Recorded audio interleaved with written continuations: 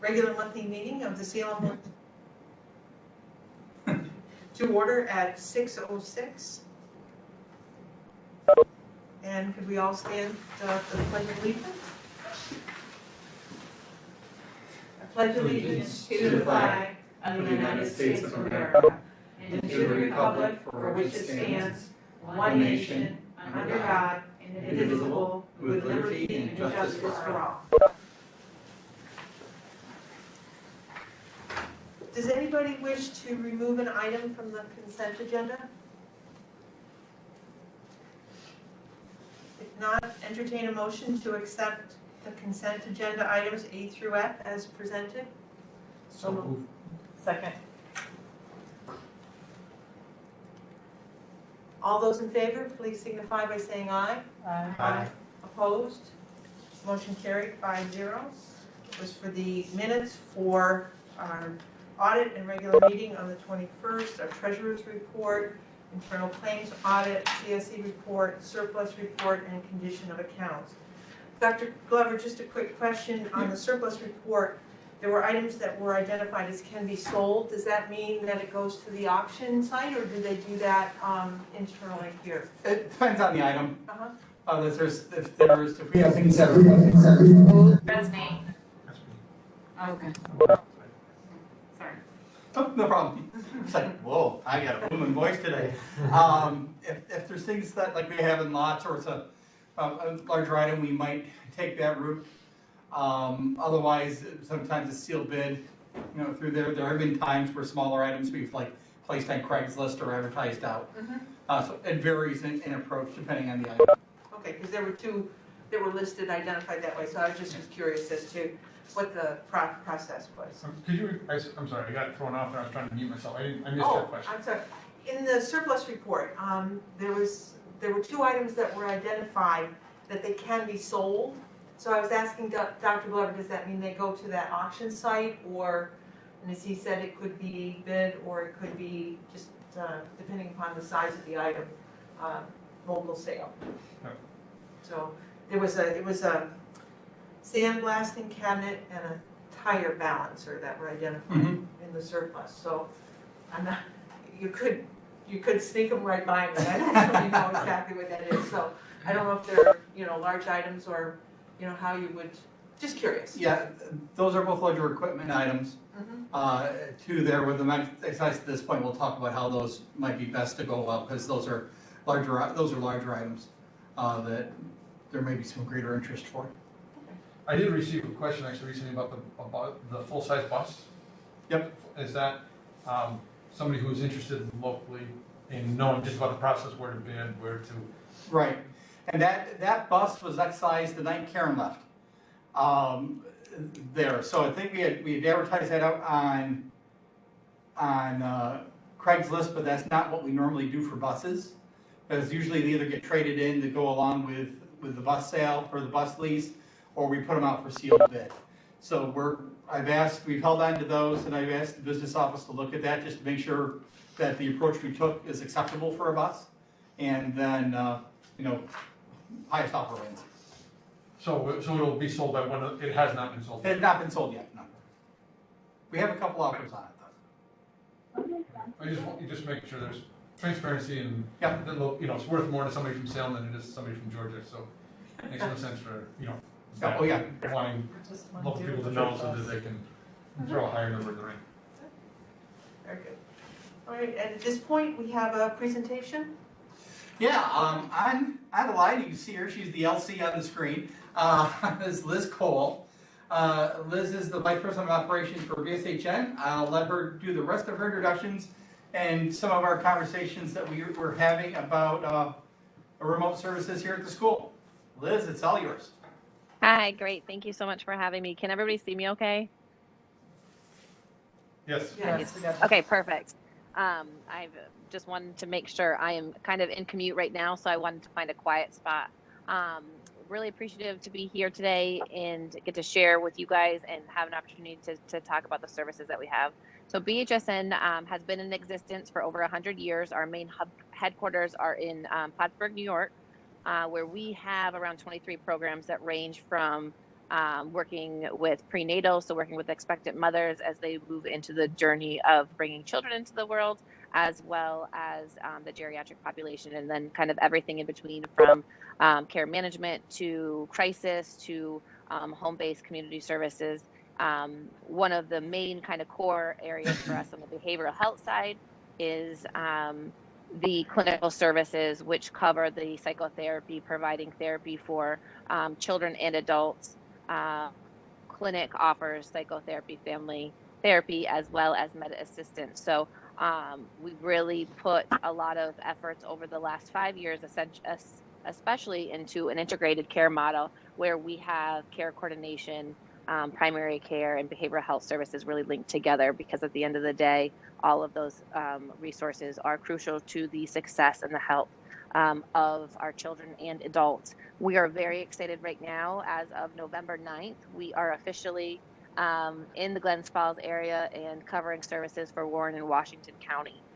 So we just, as of last Monday, have moved into our beautiful new location in Willowbrook, which is 25 Willowbrook on Bay Road, where we have 2 clinics where we have our Center for Recovery, which is substance abuse focused. And then on the second floor, our children, family, and adult services for the behavioral health side. There, they will receive their individual psychotherapy as well as any med assistance. We're hoping to have primary care at some point in 2021, as well as care coordination and any other needs, which has been very exciting. Our building is very beautiful, and we're just excited to be able to offer those services. On top of that, we have a Center for Recovery in Hudson Falls, which is that substance abuse as well. And then we have a satellite clinic in Greenwich, which will be launched in the next few weeks. So it's been a very busy couple of weeks, which is why I am in commute right now and have been living in a hotel for the last month. But we're very excited. One of the things that BHSN has really done is spent a lot of time focusing on integration and collaboration. One of the areas I'm most proud of is our school-based program that we've been able to build out over the last 7 years. So I actually came in 2013 as a clinician. That's where I started in the school setting, where I had the opportunity to really work to build out the school-based plan and the school-based program. We started with myself and one other clinician treating about 63 kids. And right now, currently, we in Clinton are covering every school district in Clinton County, which is over 26 buildings, including the 2 colleges, so SUNY Plattsburgh, as well as Clinton Community College. And we are serving around 1,000 kids in the schools. One of the great and amazing pieces of what we can do in the schools is we now have access to children who may not have access, or families may not have the ability to bring them in. We know that that's one of the challenges in traditional services for behavioral health, is that we often, have a referral, and you guys see it, where you make a referral for services and parents don't follow up. And that might be because they don't have the means, they don't have transportation, or, mental health just really isn't at the top of their list, as well as dental not being at the top of their list. So what we've been able to do over the years is really be able to meet kids where they're at, and not just in that metaphoric, concept, but also the geographic one. So our school-based clinicians work right in the schools. We have a satellite certificate, which is approved by OMH, which is our regulators, where we can work with the school to collaborate on the kids being seen. So a lot of the times the school is going to identify those kids, and really we don't build the caseloads, the school does. So they have identified them, they're on their radar, they're not doing well. And I work with the schools to look at kind of 3 ways of which they'll make a referral. And by the time they come to us, it means that there's probably been a lot of interventions already done. But they look at it in kind of 3 ways. Is one, do they have the transportation to get to services in our Willowbrook location, which is on Bay Road, or Greenwich, or do they have the consistency from the parents? Do the parents have the means to be able to provide that consistent services? Or 3, are their behavioral concerns so significant that they're really struggling to get through their day at school?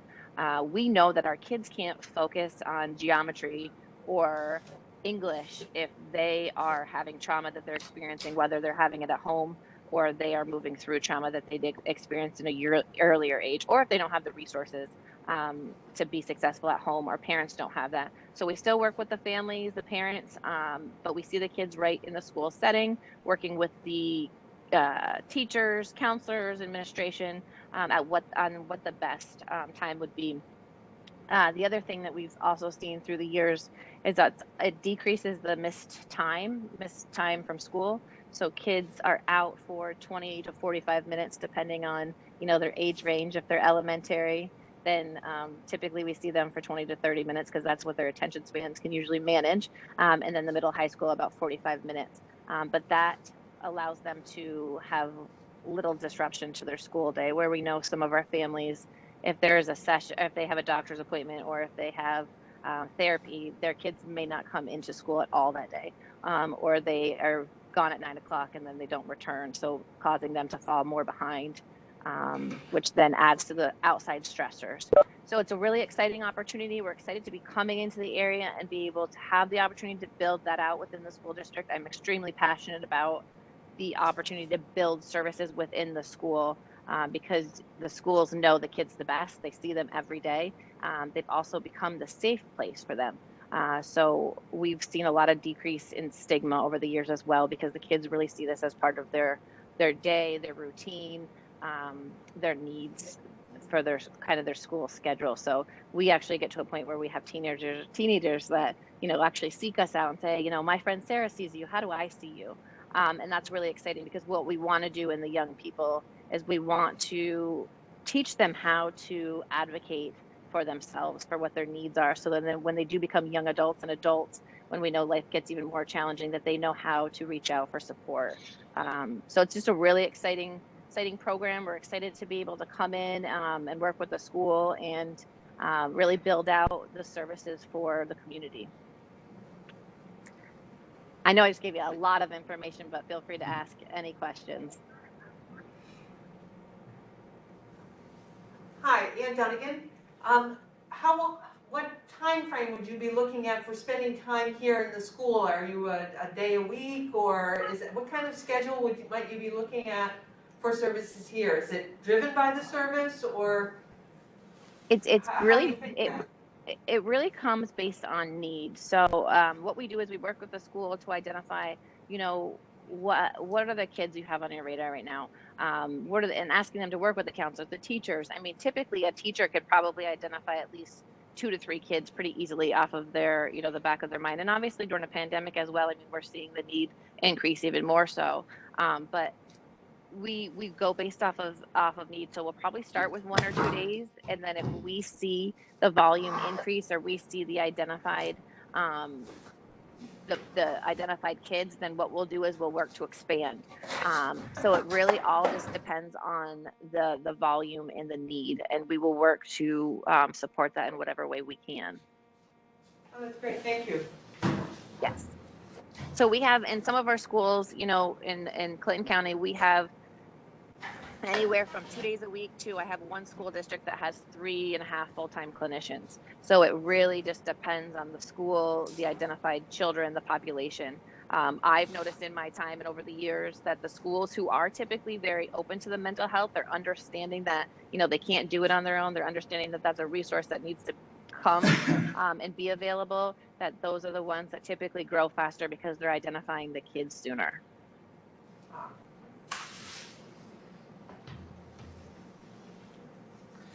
Any other questions? So just to kind of give another little piece, we in March of this year, I got a call from one of the superintendents, and we actually flipped, and it was the call that was, the we're not returning to school face to face. And what we did is we flipped our services to virtual and offered telehealth within 24 hours. So there was no skip in services. There was no loss in engagement. We actually saw an increase in engagement because now we just made services even more easier for children and families to be able to participate in, because we just removed the barriers that they may have had. So we have been really been very proud of the team and what we've been able to do through a pandemic. Not only have we not had to furlough or cut anyone, but we've actually added clinicians. I've probably brought in about 8 over the last 4 months, because we are identifying and projecting that the need is only going to increase. So I think at this point, Liz has asked for a bunch of information, which I got to her. We're doing a little email tag back and forth. Included in that is an MOU for, basically the understanding between the two organizations. For them to be here, we have to provide a space, which we have a space identified, but that space has to be approved. So there's that process to go through. Internet, telephone, which are available in the space that's set. So we kind of have all the framework set. Now it's getting all the paperwork to catch up. Well, hopefully, if everything runs well, we can get that MOU to the board to execute at the next meeting. And if that works, if our timelines work right and that works out together, then we'll be looking at the turn of the calendar year to be able to start, to start services here. Yes. That is, if Liz doesn't ever stops traveling all across the state. Yeah. Well, it's been amazing to come into the area, and one of the things that we're really excited about is being able to offer the support and have the opportunity to provide that access. We kind of transitioned through this project very, very fast, but we did it because we know that the need is very much here in the Warren and Washington County area, that there's a lot of kids and adults that really need services. So we are excited to have the opportunity to help build those out and to really work together, because at the end of the day, it takes a village, and we're excited to be able to work with you guys. Looking forward to the collaboration. Great. I hope to one day meet you guys, maybe in real life, but I appreciate the time today. And if there's any questions that do come up, I know David, you and I'm sure we'll be connecting and chatting, and we'll move forward on the next steps. And right now the state is approving in typically around 6 to 8 weeks. So the hope and the projection would be the beginning of the school year, whether we're in person or remote, we will be able to build out services. Okay. Fantastic. Thank you for taking Okay, time great. to share with us. Thank you so much. Thanks, Liz. I appreciate it. Take care. Good night. That's exciting to see that. Are there other schools that Yeah, we there's, need to move into? yep, there's other schools that they moved into the area. Uh-huh. Where they've gotten up and everything together and started. And it's just getting that state approval, for those pieces and the agreement on the MOU. And it's just a couple smaller items that are standard, so there isn't anything. But we have the basis in place, and it'll be a nice resource for the community. Yes, it will. So that's great. At this particular time, I'd like to open up for public comment. If there's anybody who has any questions or concerns that they'd like to share with us?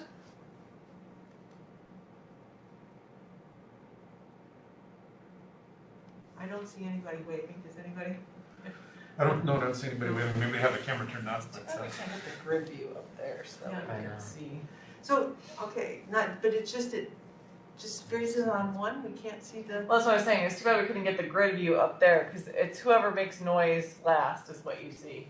So I was It's- able to it's get the popped grid up view big. on mine. It took me a while, but I finally got the grid view Can't on get it on mine. mine. So I'm wondering if that, Is it usually it's really simple. You just hit up in that right Right, hand yeah. corner.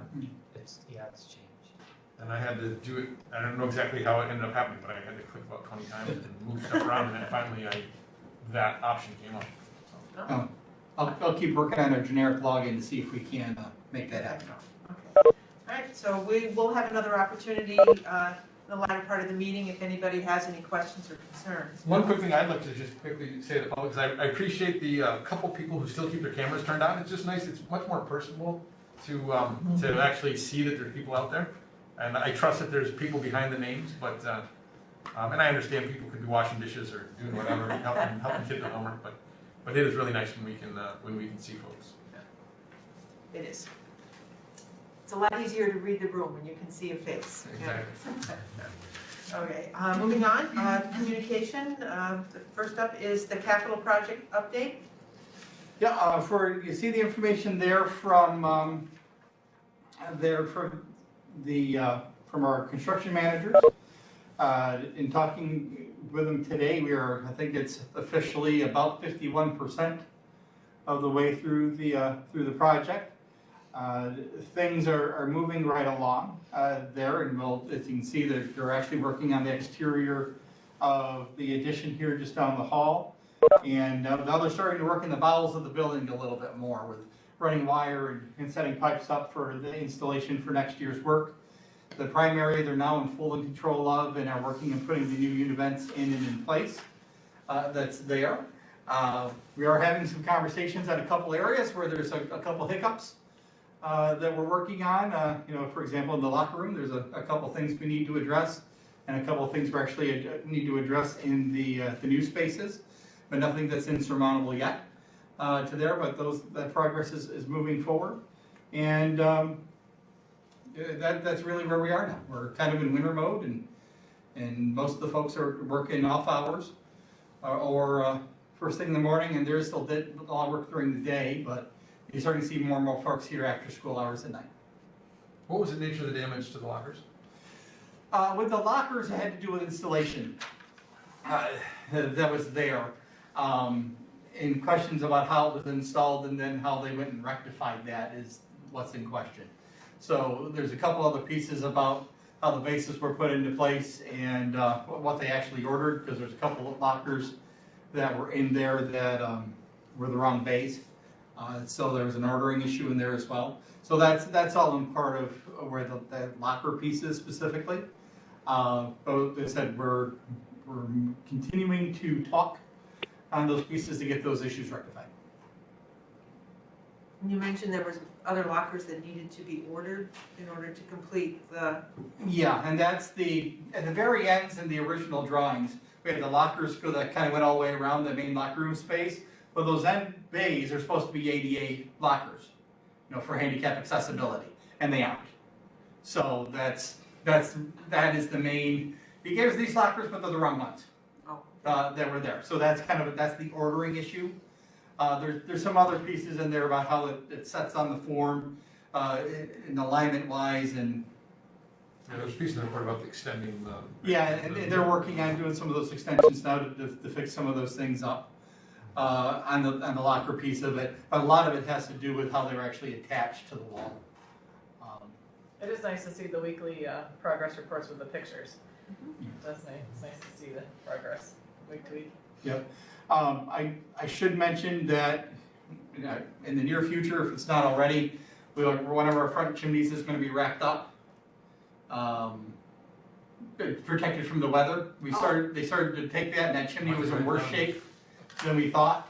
Because those chimneys are actually 3 layers in those of brick. It's not like a sleeve in the middle and that's an exterior.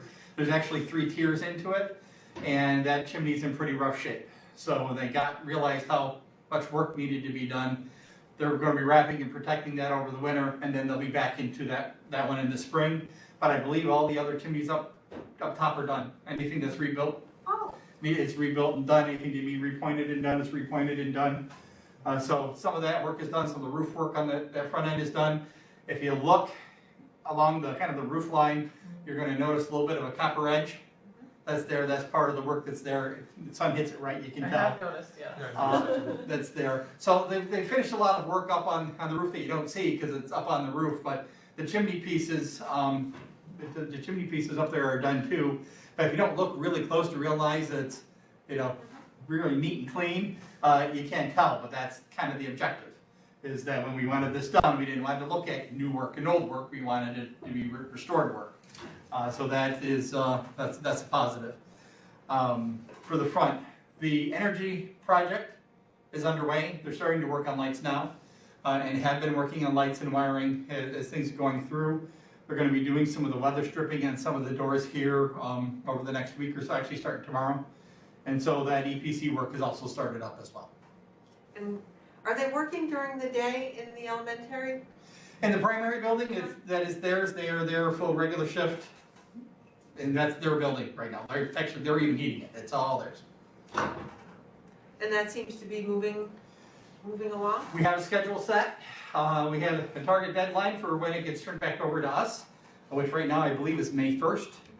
And away they go. So the pictures are, you're seeing progress in the Yeah. pictures, so that's good to see. We're moving forward. anybody have any other questions? We did receive communication from a concerned grandparent about the amount of time that children were physically in school. And, you know, she raises some concerns about how these 2 days in school with 3 days virtual are affecting children and families. And I did forward them to Dr. Glover asking, you know, to have it put on the agenda in this place so that we could decide, you know, if we wanted to look at that question or to have them move forward on it. But just, I do have to make disclaimer. I was typing on the fly and I was thinking 2 days and I wrote 20%. I know it's 40%. But Dr. Glover, you included our internal conversation in the posting of the communication. So I just want people to know I can do the math. I was just moving quickly. But people's thoughts, I know that, you know, I was a teacher for 35 years. The idea that their kids are only in person 2 days, it concerns me. So I just wanted to take a look at this letter, at the concern that was raised, and ask if this is something that people thought we should be looking at. I know that there are many changes that might be looming in our future, but we still have to plan on coming back into school mode. And people's thoughts about how to take a look at this. One of the things I thought is, I don't know how quick you can put together a survey, just a quick survey, you know, do you have children in school? Find out how it's affecting, you know, how it's working for families. I mean, just looking for thoughts and ideas. I mean, I think it's an important discussion. Yeah. Because I'm sure that there is going to be greater disparities because of that, right? Because, I mean, there's probably going to be students who don't miss a beat, and then students who really suffer from that lack of classroom. Well, we'll definitely see many gaps that, one of the things that I learned over time is the most precious thing we have, gift that we can give kids, is time on task. And to reduce that amount of time so significantly, we are going to pay the piper somewhere. There are going to be gaps, and in some form or another, whether we try to look at how we're going to deal with them now, there will be future plans that need to be made to address how those gaps are going to be addressed. Because the thresholds have not changed, the baselines have not changed. Our students still have to meet the same criteria for advancement. And if we are not providing that in-person time that students need, you know, we are compounding that problem. So 2 questions I would have at the beginning of this thought would be, or this discussion is, are there grades that is more important for education? And so, you know, would the focus be on a certain grade down, I'm assuming? And then also, would the thought be that people make a choice, families make a choice, or that we go the Granville model, which is the 5 days, everybody's 5 days, like that's the expectation. Correct? Families can choose. Oh, families can choose. They can Families be, can but they choose. can be. Can they be hybrid for 5 days, or can they be? They're either virtual or 5 days. They're remote or they're in person. And if they're in person, they're 5 days. Yes, that's the expectation. And I don't know logistically whether, I mean, you know, whether it becomes difficult if everybody, you know, if you give a lot of choices, logistically that just would prevent more Right. challenges in the beginning. Not that it's insurmountable. I'm just curious kind of what the thought processes are on that. I may not be the very best person to answer which grade levels you can kind of impact with in person and out in person, because Ooh, that would be cool. You would like that. You know, like the Olsen where That's truly my order.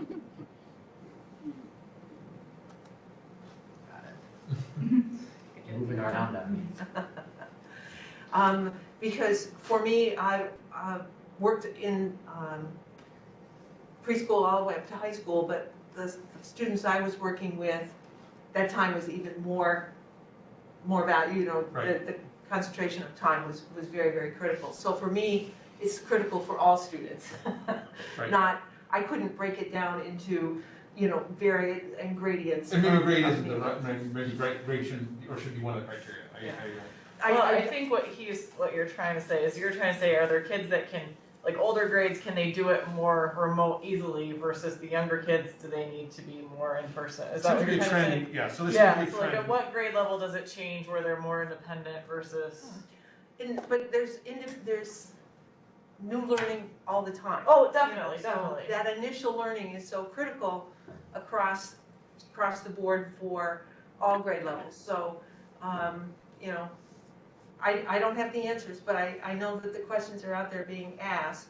And I think, Well, and I mean, I'm not sure, but I think, you know, restrictions may get tougher as I think as that, we're getting, yeah, I mean, at least I know in Vermont right now, we're getting harsher restrictions all the time, so I don't know what the answer is. I don't Are you know getting if there's a harsher good answer. restrictions in school, or, I mean, I know the community is Yeah. getting much harsher restrictions. No, in school, like space-wise, you know, we've had to move more kids. Now we have kids in, you know, in classes split into 2 different locations because now we have less, they've taken away, they want more space between kids. I do know that, you know, even though maybe we don't, we're not here full-time, that the ability, part-time has given us the ability to have more space, you know, so that, you know, we can keep them maybe together in that smaller groups for longer periods of time. Because the density of the kids in the room is less, so the load of, you know, droplets and air circulating in the room is less. But I just think we just have to be mindful of how those decisions will affect the kids' academic growth through time. Agreed. I mean, I totally share Mrs. Curtis's concerns as both an educator and a parent. I just look at my students that I teach have been in school over 40, almost 50 days, and my 3 children have been in school 17, or 2 children have been in 17. And I just look at the material I'm covering versus what my kids are receiving. Well, and I think those 2 days that the kids are in school, the amount of, at least for my oldest child, the amount of material that they're covering and the amount of time that those kids are sitting there trying to absorb stuff to try to get it all in the 2 days, and then you're supplementing things on those other 3 days. I think it's really difficult for kids to absorb all of that. And But that escalation is actually typical of 6th grade because they are moving into 7th grade, so the escalation of that instruction. no, I in 6th understand, but I grade think is- the amount of stuff that they're covering within a 2-day period is a lot. So, ideas on whether we should move on this, take any action, or should, I was thinking maybe if there was some interest in looking at a survey to see what people were thinking, that if the communication committee would take that under advisement for discussion to see if there was some way to gauge thoughts and feelings of the community. I think it's a great idea for, like, we did a survey in Granville for our high school students because we were doing 5 weeks for the A through N alphabet in the 11th and 12th grade and 9th and 10th. And parents took the survey and they were just concerned. So our district has now changed to it's every other week. Students are there and they're not.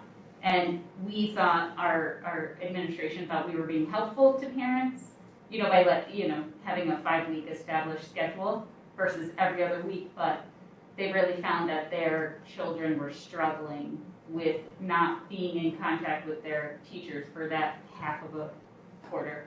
So we adjusted that, and it seems to be very well receptive from our parents, and our students are very thankful to be in person more frequent. And I think, and like to clarify what I was saying before, I'm not saying that the 6th grade teachers aren't doing an amazing job there. Oh, no, I think just that they're only 2 days that they're actually like close contact with the students, and I think you try to get in as much information as you possibly can, where you guys have 5 days that you're in contact with students, so you can However, cover. yeah, we also have looked at though, like my students receive all specials virtually. So they're Oh, not okay. leaving my classroom to go to a special. I mean, they also, I mean, like they eat in the classroom too, but we took out that because we're just focusing on our academics. Yeah. So they receive all of that through a Google Classroom. That they do on their own. Yes. Yep. Cool. Just so we can, kind of close that gap from last year, Mhm. but just an idea. I do think it's something we, when the plan was devised, you go with the best information that you have, but our information is evolving, so I think we should evolve and take a look at the situation and see if there isn't any adjustments. I know that it could be a cascading effect. We have things coming at us which cannot be controlled, but I think it still is something that we should undertake. I think just reaching out and just giving parents or grandparents, because I know I rely a lot on my Yeah. family to take the 3 days on, just to hear their feedback so they feel like they have a Like voice, they're being because heard. they should. Agreed. Would we have space? I mean, that was brought up as one of the issues. Would we even have space to Well, increase the amount of time? it depends upon what the guidelines are. I Guidelines, mean, we yeah, may have to sure. be masked all the time, no mask break. I mean, I Right. don't know what it would look like, and we may not have it, but I do think that in light of, we have some experience with this hybrid, and to see, if it's a good fit for everybody. Even if you have masks on, you have to be desks have to be still 6 feet apart, is that? Yeah, the original guidance was about mask or 6 feet. Is That's that- We there. have That's- both in Vermont. We have And both. It's or. Yeah. It's the or that's in there. How long does that last though, I wonder? Soon, I wonder if there'll be I know stricter. there's Well, it's some interesting things because that- Washington County considers within 6 feet for more than 15 minutes and 24-hour period close contact mask or not, right? Right. So Right. when you're looking at risk of spread. Yeah. I'm just curious to see in the coming, weeks if there'll be stricter guidelines coming down from the state. And there may be, but I still think that this is something No, that. definitely, we need to discuss and try to figure out how we move forward. So is that something, Dan and Bob, that you think the communication absolutely. committees would We would have look a, at? we have To a reach survey out? of experts. Yeah. That would be All great, right. All right. thank you. And if people just want to share any questions that they maybe have, that they want to ask or something. Oh, definitely. That would be helpful. Yeah. Can do that. Okay, so we had the letter of concern. All right, moving on to old business. 5A, subcommittee meeting schedule. Dr. Glover, this was your concern, so. Yeah, the concern simply is that we have a couple that are in conflict. So I can't make it to both meetings. And there, in order for me to be able to service the board and service the committees, I need to be able to be at the meetings that are there. So we're able to make sure that you have the things that you need for the decision, and the information you need to make the decisions you make. To that end, actually, by policy, I'm required to be there as well. So it's recognizing the communication committee wants to be able to get, things onto the agenda. That's there. And I think we have a couple options that are available by the committees to do either change the time on one committee or the other, or shift one of the committees to a different Monday or maybe a different day of the week. That way I would allow me to be able to get to all the meetings so I can do the things I need to do for the board. Well, I do know that the schedule that we picked is convenient for the members of the particular committees. So I am very happy with, the way that it falls. I do think, Dr. Glover, that your concern about being at every single meeting, you're definitely, have the access to the meetings, but there may be things that have conflicts that, if if there's a conflict, there's a decision about which one to attend, so. Because those committees are not board meetings, they're just work meetings, and if there are things And no that, real decisions are being made, I mean, They you're can't- making, no, we're they making can't. discussions to bring to the board, Right. so you're not making any, so, if there is information that needs to be secured or procured or whatever, then definitely, you would be a conduit for that, or maybe there's somebody on the committee that, could do whatever was necessary, but one of the things that's nice about the subcommittee meetings, from my point of view, is that it does get us in a much better position to have a conversation here at this board meeting, that we come ready to have the conversation, we have the things that we need, and it doesn't come to the board without that background work. And really, that's what for me, the subcommittees are, the background work to prepare us for conversation. So, at this point, we have I'm on 2 committees, you're on 2 committees, and so we have, that ties up. Other weeks and, Yeah. right, 'cause that previous, the week before that would be tied up.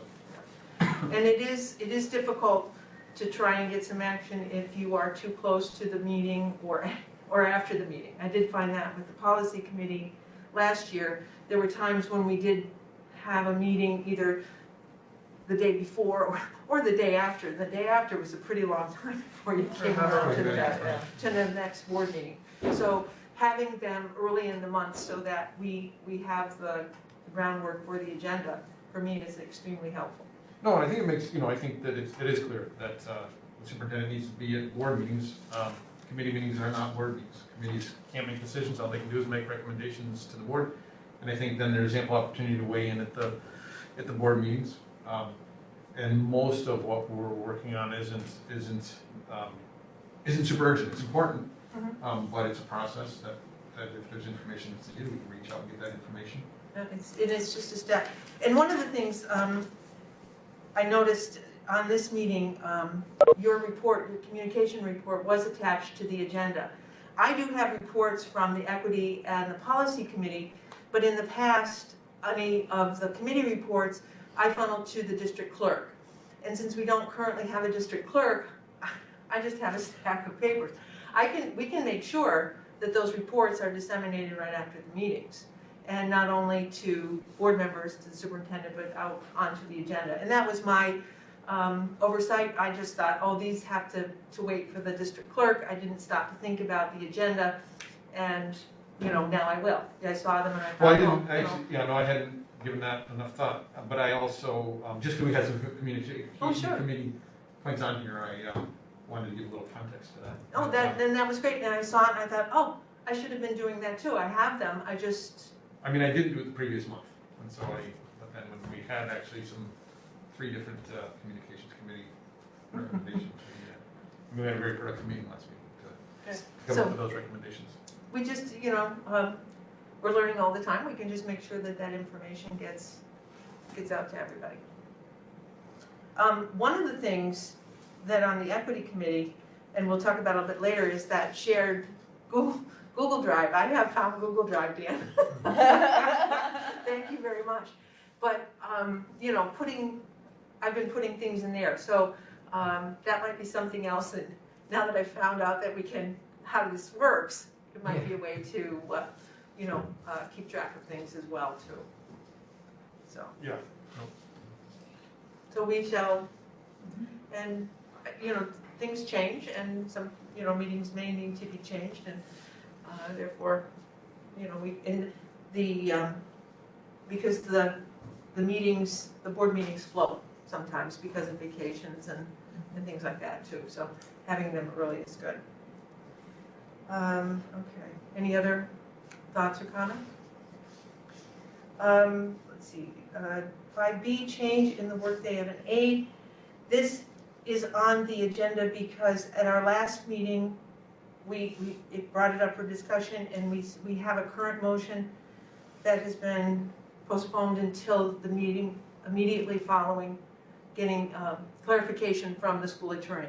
And we are still working on that clarification, so this agenda item will continue to be carried until the next meeting. Moving on to 5C, winter sports.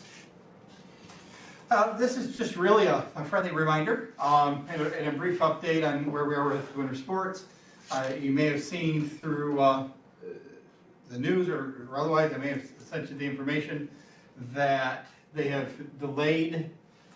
They have said okay for the low and medium risk sports to be able to start on November 30th. Which of those sports we have? None. Our two sports in the winter are really basketball and wrestling. They are both high risk sports. Their start date was recently pushed back by Section 2, pending the Department of Health approvals to the 4th of January. At this point, the league is again looking for what our intention is, as we discussed last month. And last month we basically said it's if we can do it safely and it's cleared by the Department of Health, it is something we'll look to participate in. And there hasn't been anything to really change that status, so that's what I'll be reporting to the league. I did reach out to the school physician regarding the high-risk sports and for basketball, kind of laid out some possibilities for, with PPE and cleaning and some others, that there's avenues and possibilities to be able to allow basketball to happen in whatever version it might be allowed. Wrestling is not looking good. It's just by the nature of the sport that's there. And I think all those folks who are involved all understand that. So we're still waiting on that guidance to come forward. Nothing can move forward yet until January. So we'll probably in December talk about this again. But that's just where we are with our winter sports at this point. What about providing our kids with intramurals? There's been a little bit of a... Our 11, 12, right? Yeah, there's been a little bit of a conversation about, can we look at, something like an intramurals or workouts outside of athletics. Administratively, at a meeting today, we talked a little bit about opening up in general, a little bit more for extracurriculars as well as some of those pieces. So there may be space for that. It's we were kind of having the conversation of we need to stop acting like a little less like this is a stopgap measure, a little more like this is where we are, and start trying to fit more of those things in that, how do we make them fit in? How do we, alter them so we can do those things? And that includes some of the physical activity pieces.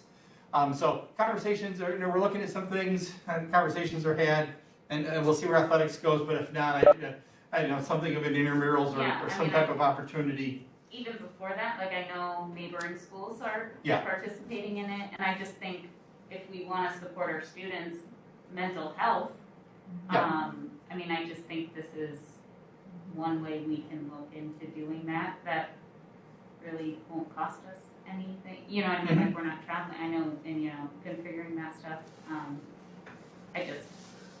I think it's really important to our kids. 100%. I really, looking back, I think that that came up briefly at the fall sports discussion. I think I regret not having pushed harder because I think that you look at our neighboring schools in Vermont, they had full soccer seasons, right?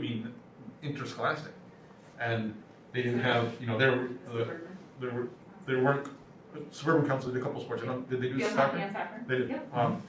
And I guess Foothills did, but I don't think Foothills did any of the moderate risk sports. I think that they're, I think doing it in a smart way makes sense, giving kids some opportunities here. Well, the schools follow the guidelines that are recommended by the scientists and doctors. They have to wear masks, there's hand hygiene, there's social distancing. And all of those things I think the results of what we're seeing in our school and other schools is that those things work, because the contagion is not coming necessarily from school, it's coming into school from other places, but doing the right things carefully means that you don't have to eliminate everything out of your life. Poor kids, Right. Really. And giving them an opportunity to, and the intramural's nice because you do have, you have a controlled You can have group. fun, you know, keep the same kids together, yeah. and gives them the opportunity. So we do have people who were interested in coaching, so, I mean, it might be something that, to talk to people who are Absolutely. interested, if, I strongly support it. so I think that would be something to really take a close look at. What about things like ski club? Are those things are gonna happen this year, or what, or no, it's not doing them? I know right, well, this is for Another here. outlet for Well, kids. skiing is low risk, it falls Yeah. into the low risk. Yeah, and part of it is what is, you know, what is Willard Mountain doing? And so Stacy's looking into that now. Just curious. The question is on, you know, the transportation side of things is a challenge. You know, we had 64 kids or something like that the previous year. Did you have that many? Yeah, between younger and older kids, if I Even if remember the right. parents had to transport, I wonder, Yeah. I mean, at least it's an outlet for kids to get some, Sure. some Yeah. exercise and some outside. So, you know, and so we're looking into that, we were talking about, you know, even though we're not doing courthouse readers in this traditional sense, can we arrange it differently? You know, can we have folks read and record it and have it something where, you know, kids can access it and it's not necessarily this, or can we have it go over Zoom? Or can we do that differently? Mock trial is starting to look at how do we do the mock trials remotely, so rather than the in-person. So we're starting to find ways around that initial roadblock. I've actually, I'd asked the principals to reach out to their groups and come up with a plan for if you wanted to, if you were gonna have your group this year, how would you do it? How would you meet the guidelines? How would you do those pieces? And they have basic plans together to this point. So we're really talking about starting to open those opportunities up for kids. And while we're at it, that includes looking at doing at least after-school opportunity for academic help. At least once in a color code I'm sure that's definitely to there. needed. And, you know, we've kind of have a basic work plan worked out, but now it's, you know, for basically, but then it's transportation to worry about and those other pieces to make sure we know the things we need to. I don't think we should be afraid to ask our parents and community, you know, that Yep. serve our kids with that transportation piece, like just reaching out. Mhm.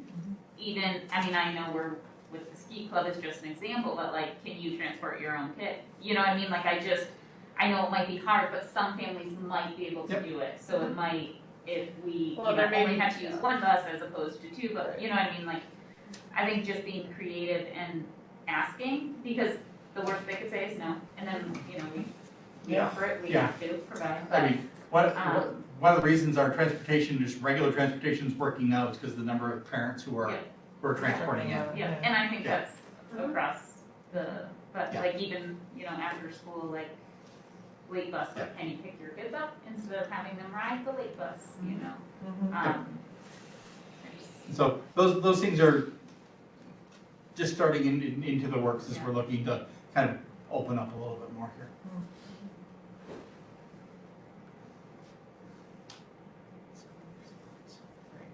I have to find myself in my schedule because I'm taking my notes as I Winter go along. sports. Okay, good. Item D, amend the Board of Education meeting calendar.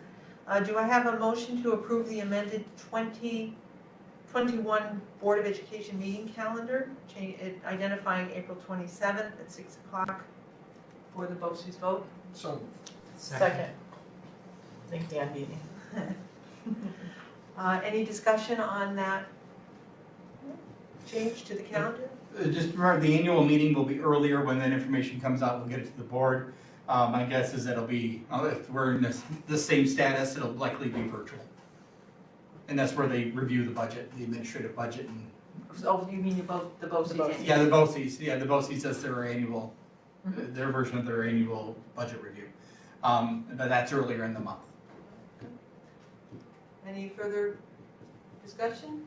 All those in favor, please signify by saying aye. I, Opposed? Motion carried, 5-0. Our own Salem Central School budget calendar, entertain a motion to approve the budget calendar. So moved. second. One of the things, now that we've just accepted the April change, that doesn't reflect in the, We can make that, can we make that adjustment. change with the, so instead of the 21st, it would be the 27th? Yeah. So, So point of order, do we need a new motion Um, with the, to indicate Or the change? we could amend that. Amend the motion to reflect the change in April Board of Education meeting to coincide with adopted calendar. So I'll make that motion, so we can second it. Second. Second to that Second. motion? Okay, thank you. Any further discussion? So we can vote on the amendments, or vote on the amendment. So we vote on the amendment, not the first one? Yeah. Okay. So the motion to accept the board budget calendar as amended. All those in favor signify by saying aye. Aye. Opposed? Something motion here. Thank you. Moving on to business affairs, the digital equity survey information. I did ask, because this is something that I've seen come up in the NISBA emails, and it was interesting, and so I did go on to the New York State Education Department website to look at the information. It was really interesting to see how they broke it down, and we aren't the only ones out there dealing with connectivity issues and issues with the physical equipment. So I just wanted to ask Dr. Glover to give us a little bit of information and explain how it's going to be done. It needs to be completed and filed by the 1st. So who's collecting the So, information? right now, principals are working on finishing up those survey pieces now. They've worked with this information because they're the ones that are sharing with the computers to families and keeping track of all of there. There's a couple questions in there where we're reaching out to kids and families about what they have in their homes. Because there's some specific questions about the home pieces, so we're wrapping up and getting those pieces done. And once principals have that basic information to us, then we'll get it in and submit it into the state. But if anybody does get a chance to click on that link and go to the report, it's actually very interesting to see, how it breaks down across the state.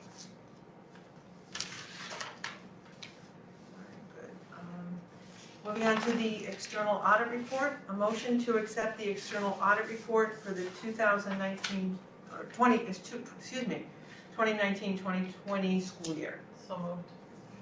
Second. Any discussion about the external audit report? I thought the presentation was much nicer this time, rather than coming in and having this. There was like a visual of the different parts and the breakdowns. I thought it was much easier to digest. Yes, it was. And Dr. Glover, what we're doing tonight is accepting the numbers as they Yes. are presented. And then there has to be, they'll identify areas that we need to take some sort of remedial action for. Right. And we have to write that, and then that becomes part of the report. I'll work with Mr. Hales and we'll put together, there's those 4 pieces that we need to have an action plan for. We'll put that action plan together, we'll get that back to the board for the board's approval. And then that response document becomes part of the overall report, and then the auditors will be able to wrap up their work. Wrap up the report, Just in time for the calendar year to change and get ready for the next one. and then do the next one. So, actually, I'm sure they're collecting things right now. So, any further discussions or questions about the audit? All those in favor of accepting the external audit report presented last week? Please signify by saying aye. Aye. Opposed? Motion carried 5-0. So Mr. Hales will be helping Yes. with the action plan. All right, news and notes. We have Ms. Vieira. Good evening, everybody.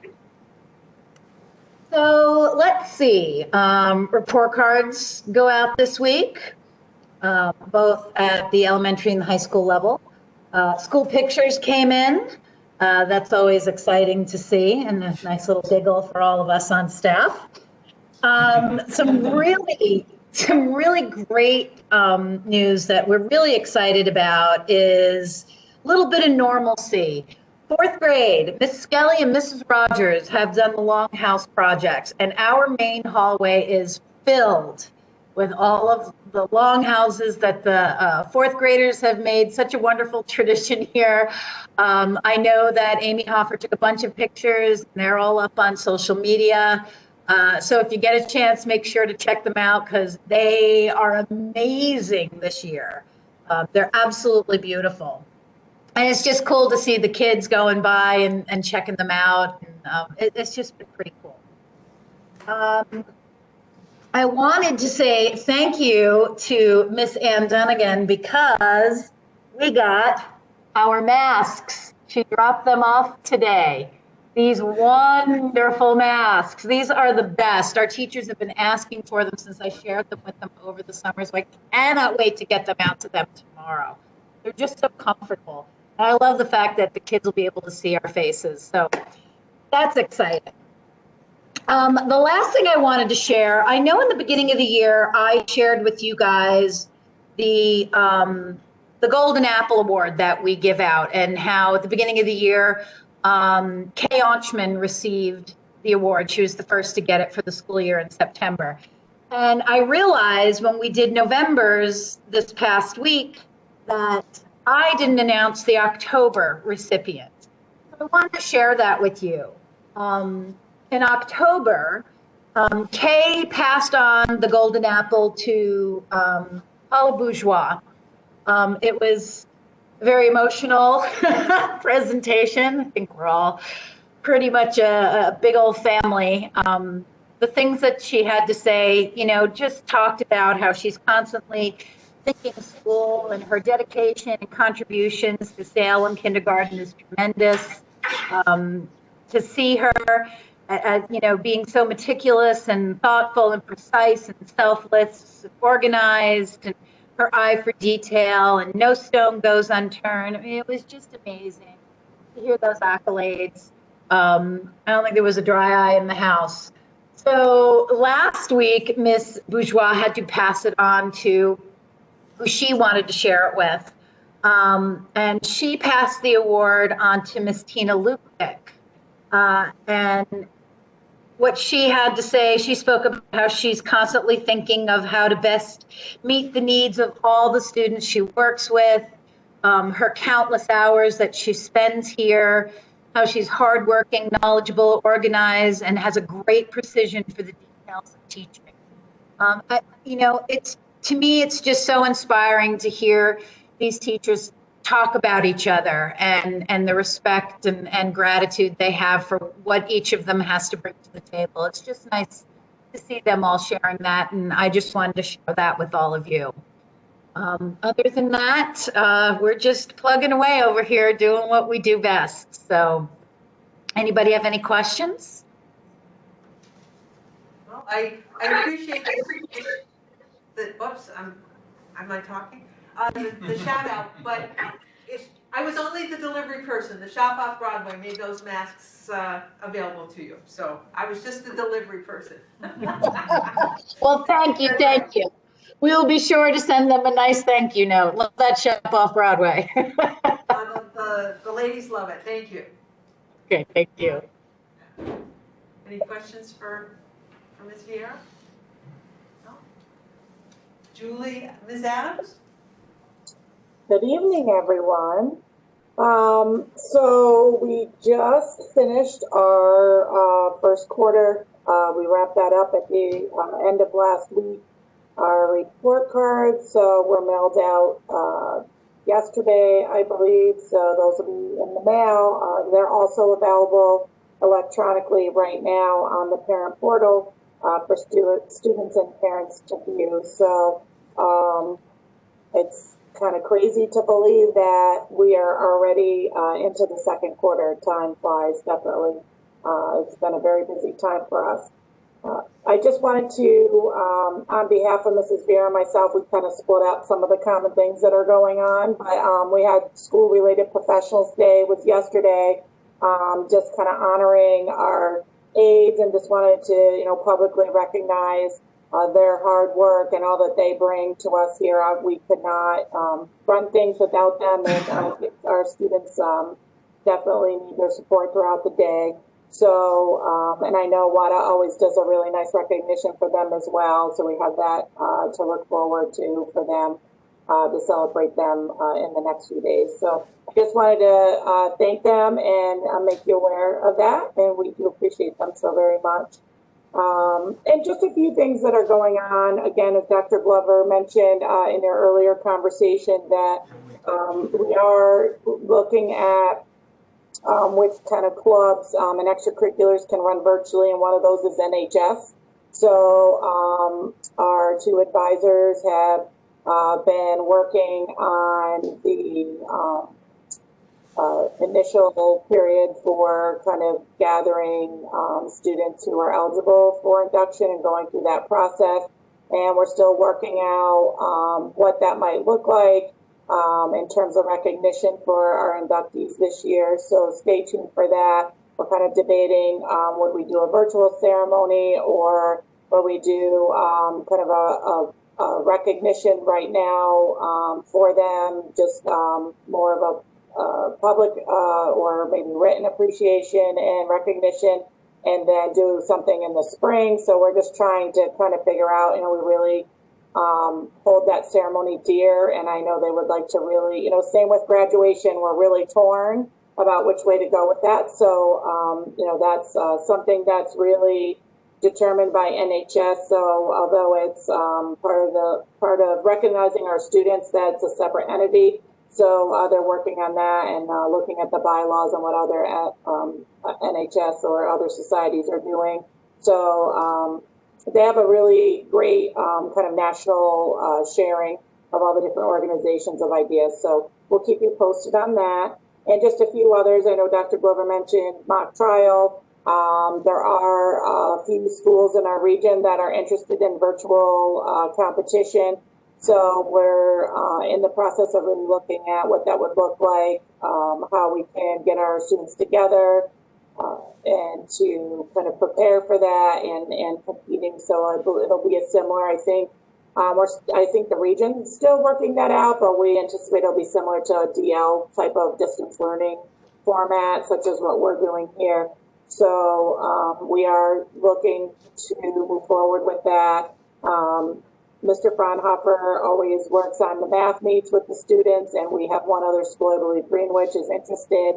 And really not even, there'll probably be some math going on, but really just for that social aspect with our students and just having them have some social interaction. So there'll probably be a little math, but just maybe even just some interactions between the schools and between kids to have a little bit of interaction going on. So that is also in its early stages.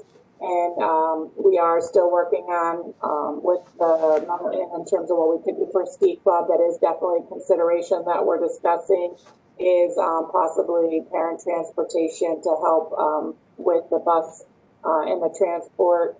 And drama club is another one that Mr. Eastman's maybe looking into some. There's some virtual types of drama performances that schools are have been working on, and so he's looking a little more into the possibilities of that. So we are hoping to be able to put some things together for our students, and think they're missing that interaction. We are going to continue to make plans for the extra help sessions, the in-person, as we work with transportation is our next step, but then also looking at those extracurriculars.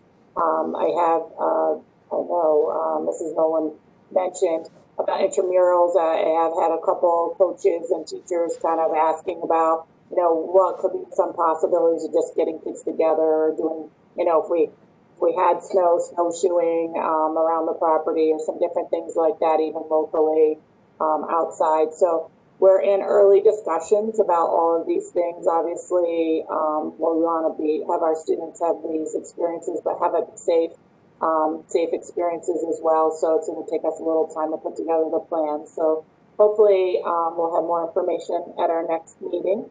And finally, just want to just appreciate everybody, the faculty, staff, and recognize their hard work. I think we had a very successful remote week We had some bugs, you're always learning something, but I think, we learned a lot from the spring. We made some adjustments. I think if, hopefully, I don't know if there'll be a next time, but I think we're always just really looking at how we can improve.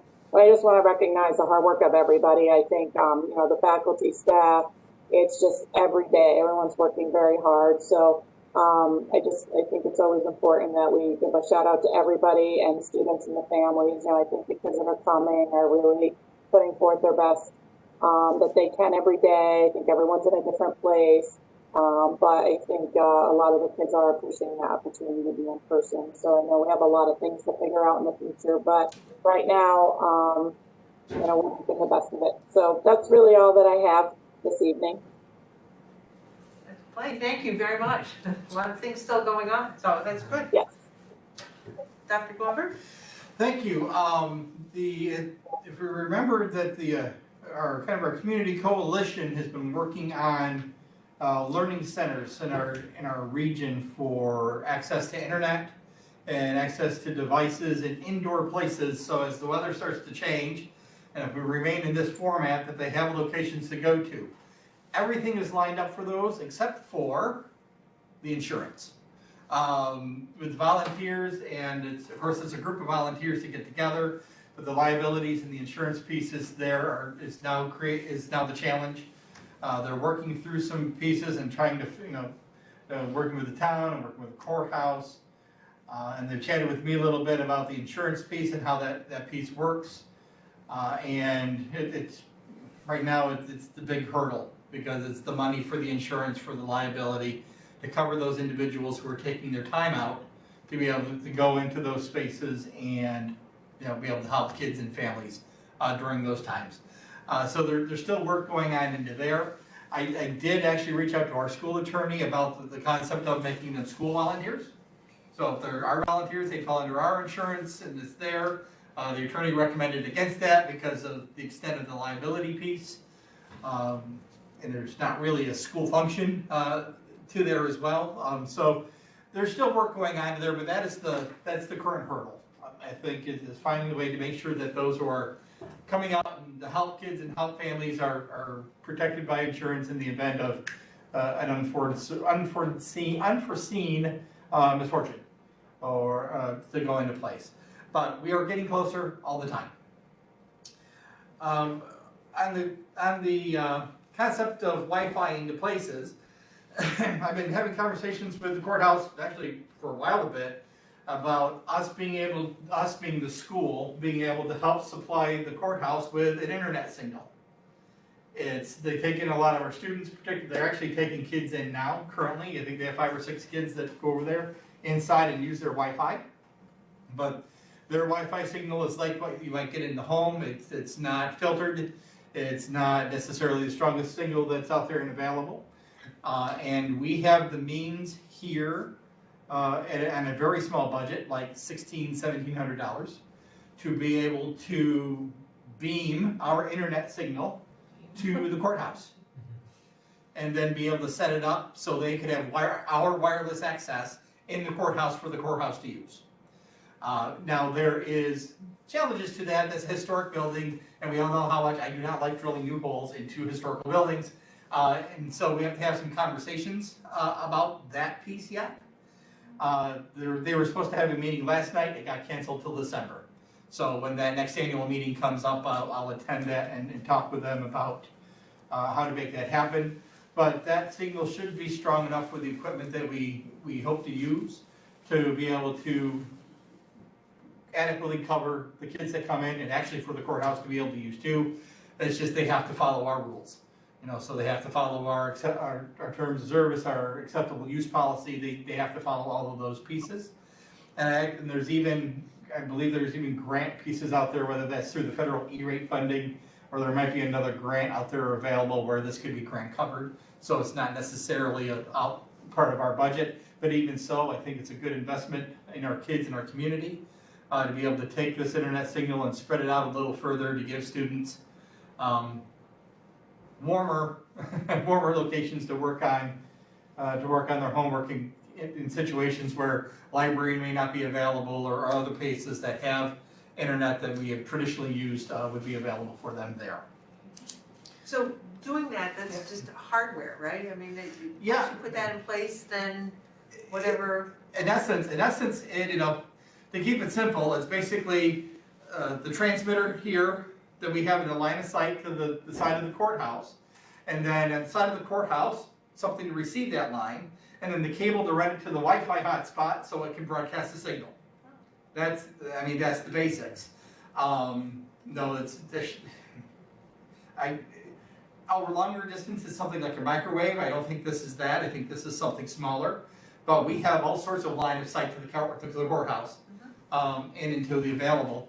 And we might even be able to do it without having to worry about wall penetration or anything like that. We had the BOCES techs over here who do the installations, and everything looks like it shouldn't be an issue to there. But again, it's not our building, so we want to be able to have conversations there. I didn't think there'd be any objection to here to there. It is such a small amount. It can be found in our budget to do that, but it's also that investment in our kids and particularly in these times for that better access and a safer environment to there. So if we can get that up, that's great. Another check off the list to be able to support kids and support community organizations. And on community organizations, Ms. Adams and I met with James Letts of the Salem Artworks. He is currently working on a project to basically to get the Slate Valley Greenway open. It's basically the old rail beds, and it's for hiking trails and walking trails into there. And he came over to speak to us today about an alternative, in the main route, which I think is the rail bed heading north. I can get the information and share it with you. Along the way, there's going to be like alternate options paths you can do. And one of those paths is the rail bed behind the school.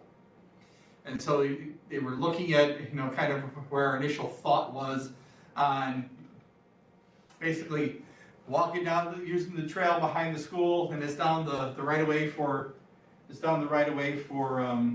Woody Hill, and then out front of the school, and then up our driveway, basically to get back in that loop is about a mile to there. Initially, I don't have any objections to it. In the end, it's the perimeter here to that, but it's just in those conversations you're trying to get that up and going. It's been a long time conversation in the community to get those connections through, but we've had some conversations. He did reach back out to Ms. Adams and myself about looking for people to be on that committee to there. I don't know if there's anyone on the board who would be interested to be on that committee to there. If so, let me know, and I can certainly forward your name on. I don't know all what it would involve or how involved it is to there, but so we had that first initial conversation. Again, in looking at kind of the list of things would be nice for the school. One of those kind of fitness walkways was part of a conversation 6 years ago in talking about the building project and having that type of a path. This would help accomplish some of that for us already, and be part of a larger piece, and also could work out as something that we could use, as part of a physical education program as well. So the real question for us is from the street to back by the bus garage. Yeah, right. Because that's the only part of our property. Yeah, that's the only part, but the other part is it's just knowing that there's going to be people walking behind the school. Right, but we don't. I mean, we don't control. I mean, we could ask them not to, but we can't tell them they can't. Yeah. Right. I mean, Yeah. We don't. Right. He had some other conversations about, and I don't think this would apply to us, about back with some of the original rail beds where there was, and Julie, I can't remember the legal term. I don't know if you remember it or not. That once in the original rail when they were created, that if the rail ever went under, that property reverted back to the original apply to this land though. So, but it wouldn't apply to us here. And there's local folks who know this well because they had been looking into trying to link this to the D&H Trail in Vermont. So they would be a resource to because they know the exact. There's a couple properties north of here that I think landowners feel that it's reverted to them. That is not these ones here. So. Well, you got a couple spare 10 minutes, Bob? It sounds like you've got the expertise to be on this one. No, there's people know more than I do. But that's, just, you know, that conversation's on, I can share you with the information, it has been a long time conversation in the community. Right. Other than the walking up the you know, the kind of the driveway area, the rest of it's just adjacent to the school. Right. Right, because that is not Woody Hills Act right away across our property, that's their property. That's theirs for the right of way. The only part we brought up is that we wouldn't want anything done with the right of way, Warren Street to the end, because it bisects the school property, we'll have kids out there. Right. And if So emergency. again, I don't think we actually, we Yeah. have a right of way across that, right? I don't think we own that. The village Owns. deeded that back to the school. Oh, they did? We did. So that is cool. We Yeah. cleaned that out. We Yeah. said that that belonged here. So that piece of property, somewhere, you've got the paperwork that creates the village transfer to the school. Even so, like, under being a neighbor of it, we would certainly have rights to raise concern, just for the safety of the kids. So, no, we had that conversation, if there's interest, anyone on the board is interested, and, because he was looking for, you know, for folks of interest, to there, that's everybody, just know that conversation is ongoing. I wish them all the best because it's a convoluted, Oh, yeah, it's on the. I think that stretch though is actually much, start getting north of there, that's when it becomes very.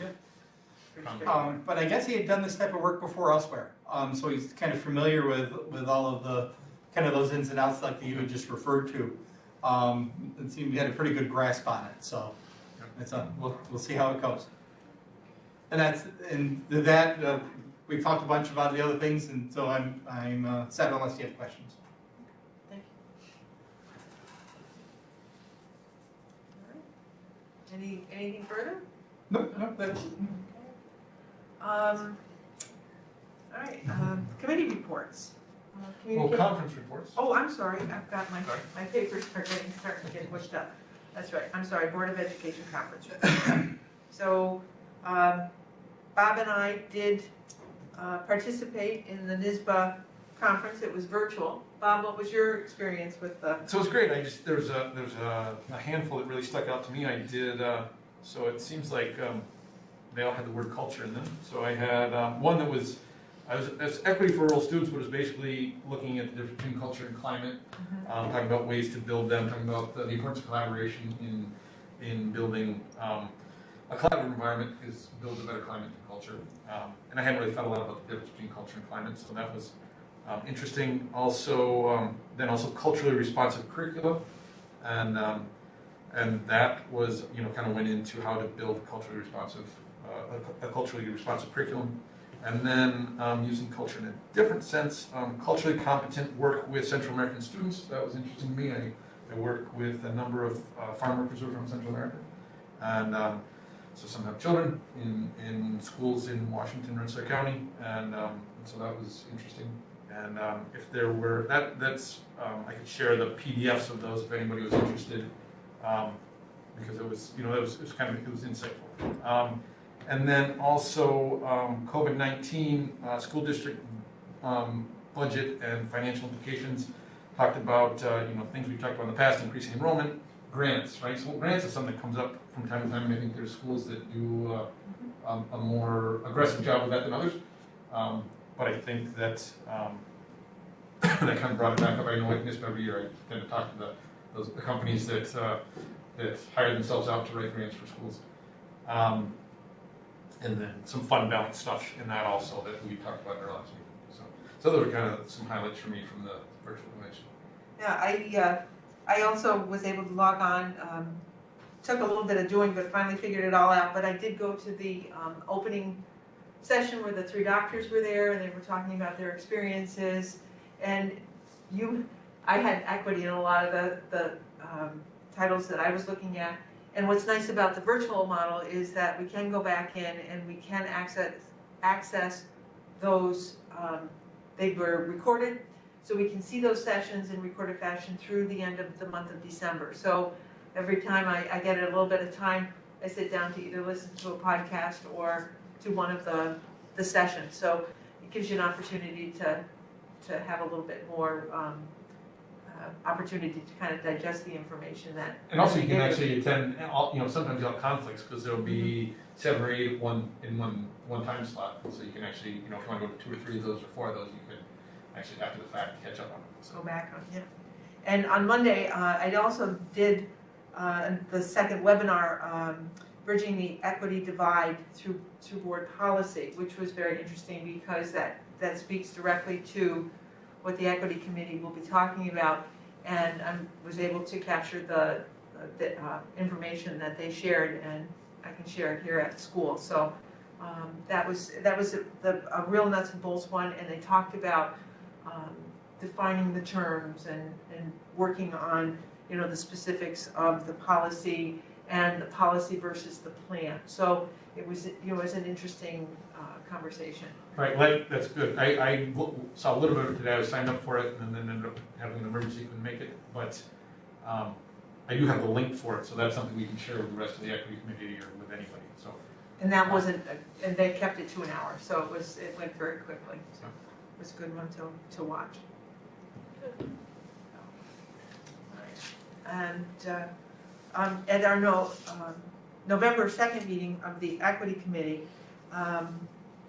the people who were in attendance at the meeting all agreed to act as committee members. So we have a seated committee now, and we are going to be recording all the meetings, but our plan for our next meeting is to use the WebEx format to go into breakout sessions. Those do not seem to have the capacity to be recorded, so it'll just be the general meeting when everybody's together that we will have the recordings. The sessions will indicate that we are working separately. We did talk about meeting norms, how to proceed with our meetings, and how to proceed with how we would act through the committee as we went forward. We did talk about creating a community on Google Drive, an equity committee folder that has begun. I hope that everybody has at least taken a look at some of the things that in preparation. Bob shared the climate survey. I had some other information, some things that have come in, and the notes from the meeting. So things, ideas, people, and links. The surveys that we were talking about, the links are there for the questions. So hopefully we can start to build that into a usable document for people to share and prepare for the meetings. There were other things. We did talk, one of the things that we will be talking about is a plan to survey the stakeholder groups to create a baseline. So we will use that to monitor progress using our currently available resources. And there was a suggestion to start a reading list of books and articles that might fuel future conversations. And our next meeting will be the 7th at 6 o'clock. And one of the things that Dr. Glover has suggested is that we use board docs to create an agenda and share that. And so I'm hoping to get that agenda to the superintendent's office by the 2nd, so we will have it live on the 3rd of December in preparation for our meeting, so that people can see, and then if there's anything that they want to access for the meeting. So our next meeting is the 7th, December 7th at 6 o'clock. And was there anything else? No, so I think just on the agenda, one of the things we talked about for the next meeting was watching just a part of the first equity webinar from NISPA as part of that on the agenda for this. On the agenda. So I've started to kind of go through that quick to see what's, to make it efficient, but get sections of that that are most appropriate. Okay, good. Thank you. And so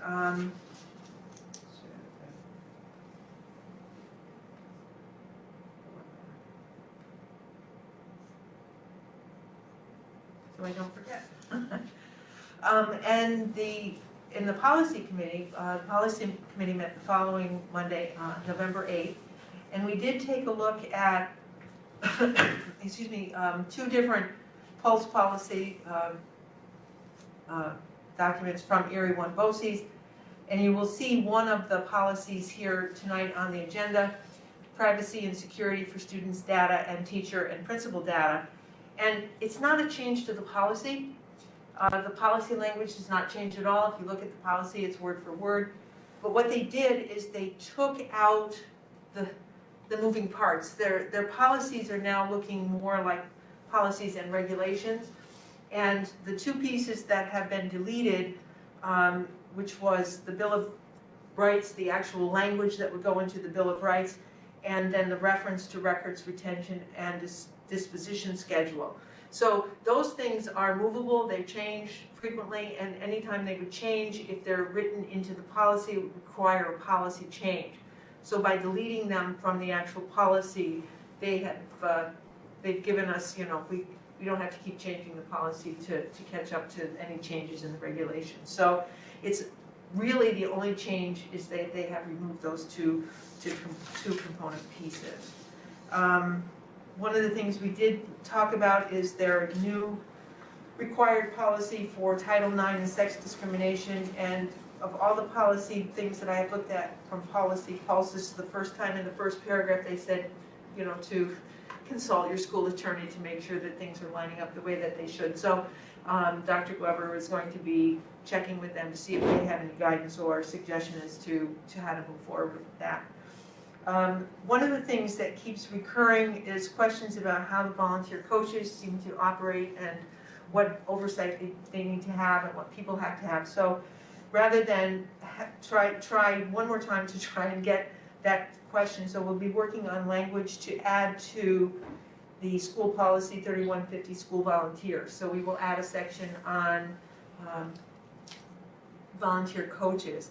And Jackie, I tried to send you some draft language. Did you receive that? I responded to you. Oh, Did you okay. receive? I haven't seen it. It's just, Yeah. sometimes I forget, and if I'm working on my machine, it goes out on my iCloud. When I do that, Okay. I know sometimes if I send it to Bob, it disappears for something. I just wanted to make sure you had seen it. Yep, no, I did. So, just working on that. So that's something that we'll be continuing to work on. And we did try to have a public hearing on the code of conduct. We did have a lot of technical issues and glitches for that. So we're going to try and bring that up as another presentation and try to get some feedback on the restorative language process. Because in order for that restorative language to take effect, we have to adopt that language into the code. So that is on, we should be on the next month's We have to agenda. adopt into the policy so it can be in code. Right. No, we have to adopt the code, because right now, the code is where the language resides. We already did the policy. Okay. So the code, Ms. Adams shared with us, but we never adopted it. So in order for that to actually be in effect in the code, we have to adopt it. And it's a chicken or the egg question. The student member on the Board of Education would be changing the makeup of the board, so it would have to go to the voters. Do we have the policy first or the action first? So we're just in process of trying to figure that out. But I think it's pretty straightforward what we want to do. The policy is pretty straightforward. It's outlined in New York State law, so it's something that will be very quick to put together. One of the things that happened is we still need to look at the exit interview templates and the language for board teams.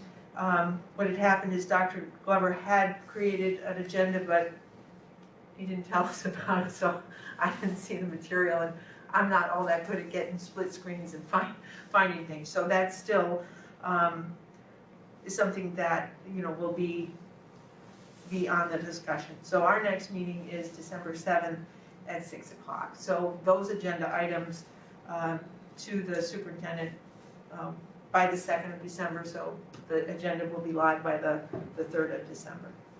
So, thank you. Yeah. Let's see. Communications committee. Huh? Or do you have more? Is that, no? So you did the policy, the communication, I did the equity. Well, I didn't, so the communications Oh, committee, okay. just the, But just you, okay. so the two reports are there from the 2 months meetings. So 3 things from the second report will appear on the agenda later. One is the use of the name Washington Academy, the gym floor logo, And then also use of a school logo by outside groups. So those were 3 recommendations at our last meeting that we prepared for tonight's meeting. Coming up next, we have our survey guru has made a survey for on soliciting ideas about a tagline for which is similar to a slogan, as I understand, but a little bit different. So that's going to be, now where are we going to make that available, Dan? We can make it available wherever. It's a Google Doc, so, we can. send it- Facebook, right? Facebook, Probably, in Yep. the school Facebook, school website. And then also work on a pamphlet describing the work of the board and kind of laying out the organizational diagram so that people know where to go to if they have a question, concern, or complaint. And then there's also a little bit of discussion about a second pamphlet. There were some things that were some ideas for that pamphlet that really didn't have to do with the work of the board, and so that's just a second pamphlet we might work on at some point later. That's kind of backburnered for about the district, and then also so on our front burner is the detailed work of board pamphlet. Drill down on the tagline, and then also our first steps towards having a logo policy. So we don't currently have a logo policy, and I think it makes sense for us to have control of our logo, and to do that we need to have a policy. So we will start that process, and then at some point hand that over to the policy committee to go through the fine tooth comb and finish that. And then our back burner is further discussion about use of our name as a district. We use a couple of different names we'll talk about later, and then also branding, marketing, and then there's also a little bit of discussion on the website. Just wanting to get, we've leaned pretty heavily on our survey guru, but we may lean heavily on our survey guru for just to get some feedback on the new website. So that is that's what we've been doing with communications. And did it? Any questions? All right, moving on. A motion, entertain a motion, we're moving on to personnel. Entertain a motion to approve the resignation of Don Zarzicki from his position as guidance counselor for the purpose of retirement effective June 30th, 2021. So moved. Second? All those in favor, please signify by saying aye. Aye. Opposed? Motion carried 5-0. And a thank you to Mr. Zarzicki. I know it's got to be well over 30 years, over 35 years now. 35-year pin this year at our Yeah. office. That's a lot of years, and that was here at Salem, so. Yes. That doesn't happen all in one spot anymore, so it's a lot of service to the, thank you for all of that. If there's no objection, I'd like to combine under personnel items B, C, and D into one motion. There's a retirement payout for Pat Brown, and they are mentor teacher appointments. One for Leila Heideland, is that how you say it? Valita Planathan, and an appointment of a mentor for Daryl Hullabach, that's Karen Fraunhofer. So moved. Second. You're on the motions tonight, Bob. I'm moving closer so I hear. I know, right? Any discussion? All those in favor, please signify by saying aye. Aye. Opposed? Motion carried 5-0. We have a lot to get through, so I just want You're on it. I'm There you go. impressed. And letter E is the district clerk position. And Dr. Weber, can you give us an update on that? I can. Our external advertising has netted 2 applications that are available. So at this point, the board just needs to decide on how it would like to proceed with that. If we want to, if we have the applications, take the opportunity to review those. And if there's one or more candidates you'd like to look at and to bring in to interview, we can do that. We can set up those meetings and all those arrangements, so you can work on picking your next clerk. Is there anybody who would be willing to work or sit on an interview committee? Sure. We can only probably have two, right? Right. So, Well, Heidi, is there anybody else that would like to work with Heidi on that, or? You want to leave the chair? I don't mind. Okay. If the board chooses, it can be it can be a full meeting and the full board can interview the clerk. There's nothing saying they can't, it's not just whatever process you want to, how you want to do it. I think that we would trust Okay. your recommendations. Okay, then I'll zip you an email and we'll talk about dates and go from there. Sounds good. Great. And moving on to, in the event of remote learning personnel, this was something that came up as a result of going remote. Yeah. Leslie?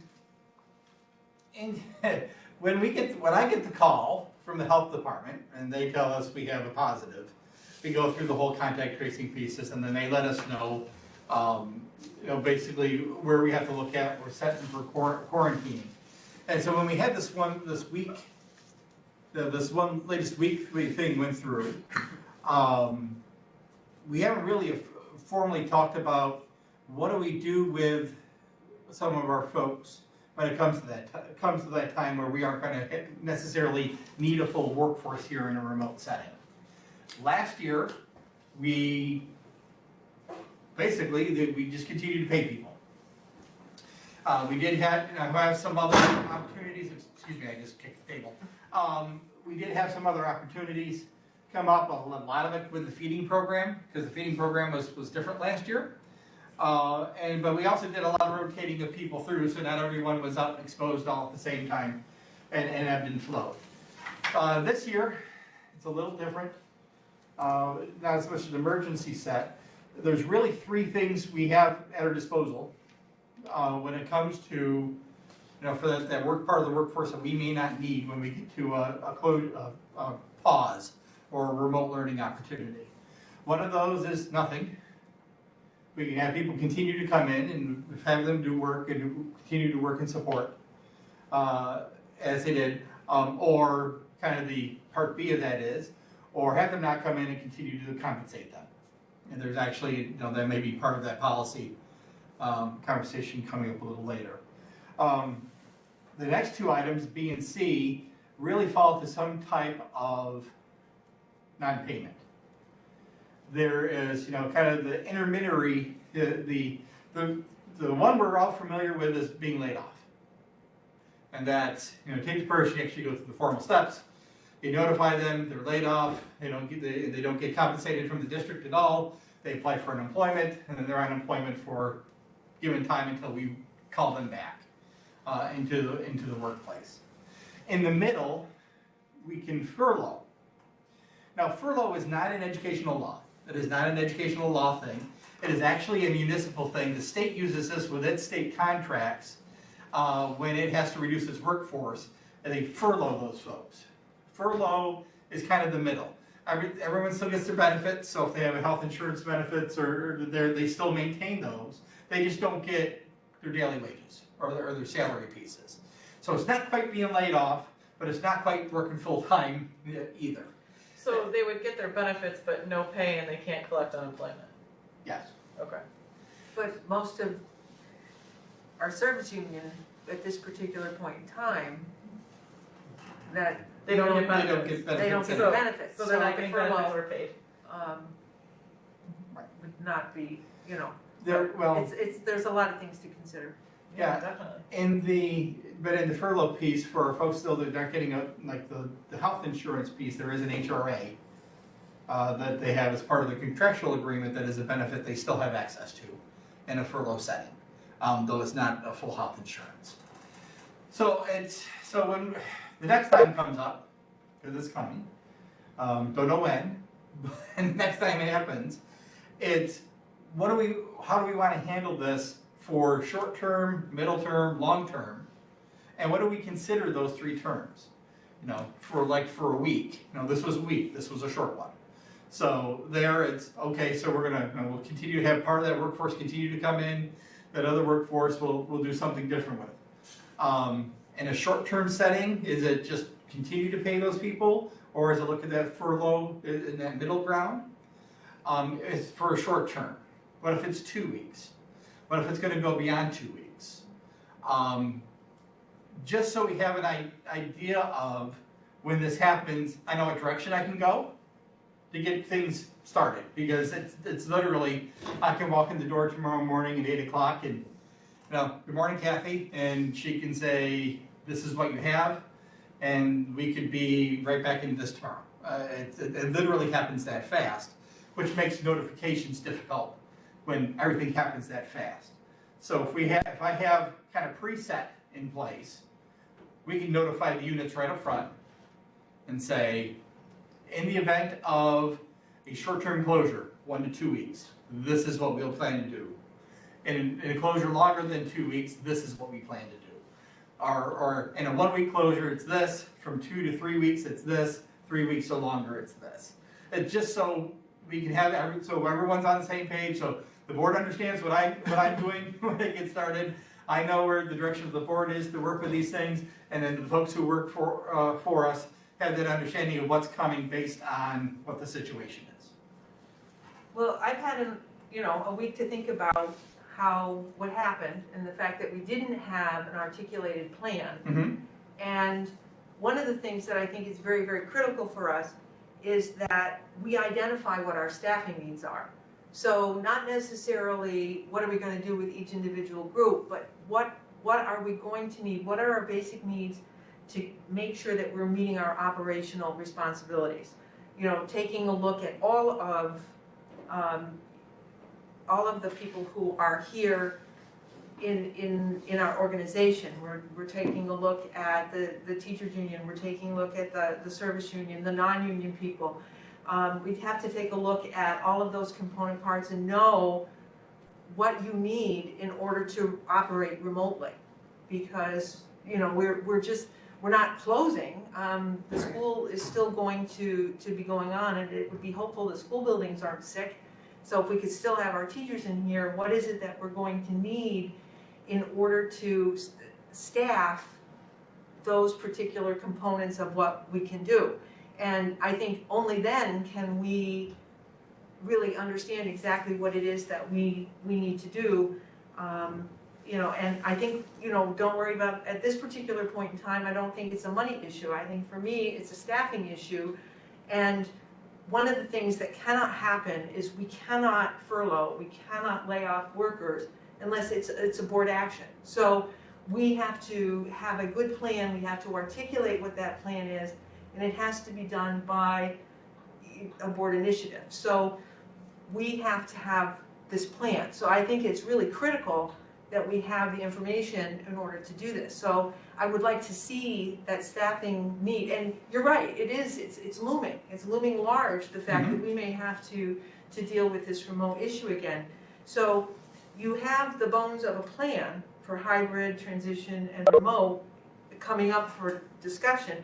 But I think it's important to add to that, working with your principals, your union representatives, and your non-union people to come up with a plan that identifies what our minimum staffing needs are, and then we can go ahead. And I know we are pressed for time. You have the bones of the plan. A week's time is the Wednesday before Thanksgiving, which is not a time that we're going to plan a meeting. So I'm wondering if people would be available that following Monday, the 30th, for a meeting to take a look at those staffing needs and try to come up with an articulated plan for how we can, because we can't have what happened when we went remote, when people did not know and were getting conflicting information, and we have to have a well and clearly and concisely articulated plan. So is that something that people would be available to do? Yeah, that works well for me. So can we do that? We can put I'll our, have to that look gives and us, email you, okay. but But that gives us time to put our notice out. Certainly, well, I think, it's important, and I think it's important to have this conversation in a transparent manner so that everybody understands our perspective, right? I mean, I think that we have a responsibility to taxpayers, we also have a responsibility to our employees. And I think that one piece is the duration of the time that we would be fully remote. The other piece, from my perspective, is the advance notice for that. I feel like if you have people who are depending on a paycheck to pay a mortgage, that telling them on a Sunday that they're not gonna work that next week is, it's less employee friendly than, now, if we're gonna be remote for a time, I think that, and, you know, I think that's where your perspective of saying, what are our needs? Now, there's a chance that we will be remote for, we're not necessarily know we're gonna go remote and not know when we'll come back, but so far, I think, you know, we've got more COVID pressure now than we have in the past, but so far, schools have closed and then opened back up fairly quickly.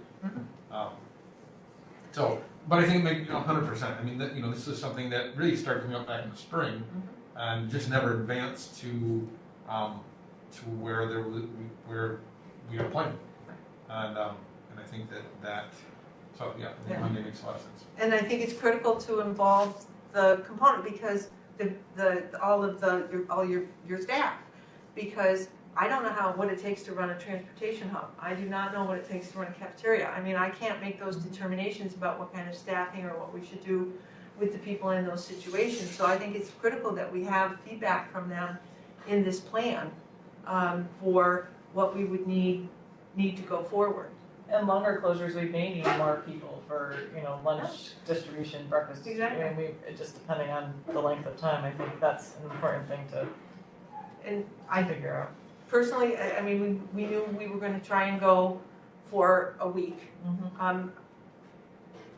You know, there may be ways to utilize the time for people who would be doing their typical job, but maybe there's other things that they could be doing to do that, because going through the layoff or furlough process for a week, it also kicks in other things too. It's unemployment. I mean, there are other impacts. It's not just cost neutral to us in order to do something like that.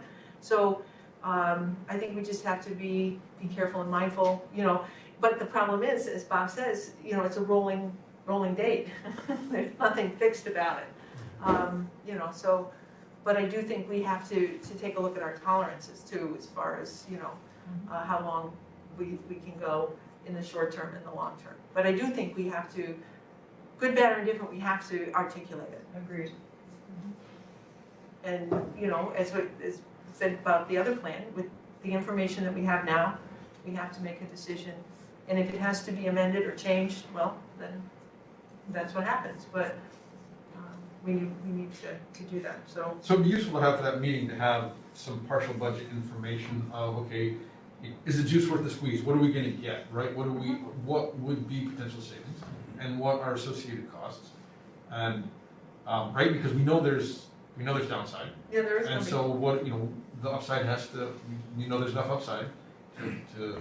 Well, and if we were, you know, say we found out we're gonna be remote for, you know, extended period of time, like say 2 months, is that furlough, or is it better to do unemployment for those people so that they're collecting something while they're off or something, you know what I'm saying? Absolutely. Like furlough for a week or two is one thing, but when you're looking at, you know, a month or 2 months or like last spring, I don't think it's fair to do that to people without allowing them to collect unemployment. And not have access to unemployment. Absolutely. Exactly. So It's a way to bring yeah, we need to have those. more government money into the district. So, Dr. Glover, can we get that plan in place? That's a lot to do in 4 days. It's not 4 days, it's 11 days. Yeah, and Not there's 3 days, just couple there's 3 days vacation times in there. I have a business manager who's only gonna be here maybe 2 of those days that are set in between time. You just cancel my vacation, to be able to get it done, into that case. So it's a lot, you know, for the finances, we have that information in and out for what the full thing looks like. It's easy enough to extrapolate that out and backward for there. But for the number of case and scenarios that you want to look at in the plan, we aren't going to be able to hit all of them because that will change based on what the situation is. I'm not asking for a full financial breakdown. I'm actually saying put the numbers aside for right now. And what we need to in order to move forward is we have to have our staffing needs. We need to know What do you need in what it each is that department? we need in order to meet our operational needs. So if we were remote, what do we need? And then once we work from there, then we look at, you know, how best to do, if it means we have, just as an example, we say we have 10 aides, and in order to be operational, we need 9 aides. Well, it would not make any sense to Potentially one off, furlough or or furlough lay off or one lay aide. one, We can yes. find a way to, you know, so we don't, I think once we have the need, once we know what it is that we need, then we take a look at the whole picture and we say, how does it fit in? Do we move forward with, Is you it know, worth the? moving one way or another? So I'm not asking for the full plan, I'm asking for identifying in your transportation, ask your transportation people to say, if you go remote, what is it that we're going to need in order to, you know, meet the needs of the organization if we're in furlough? Same thing from cafeteria, same thing with the other service organizations, the teachers, and, you know, I mean, it does have to be, it does seem like it's a short period of time, but this is something that we've been looking at since September, since we changed the workday for aides and bus drivers. So we need to have it. We can't, because right now we can't do anything. And you can't lay off or furlough anybody until we come to a decision. Right, and we can't come to a decision until we have more information. Because it's not a direction you want to go in. In this regard, it is a direction that the board wants to go in. And that's the way it's got to be. I'm just merely setting the expectation. Okay? The expectation for me is that we have identified needs. If you can't do it by Monday, when can we get it done? Monday the 30th.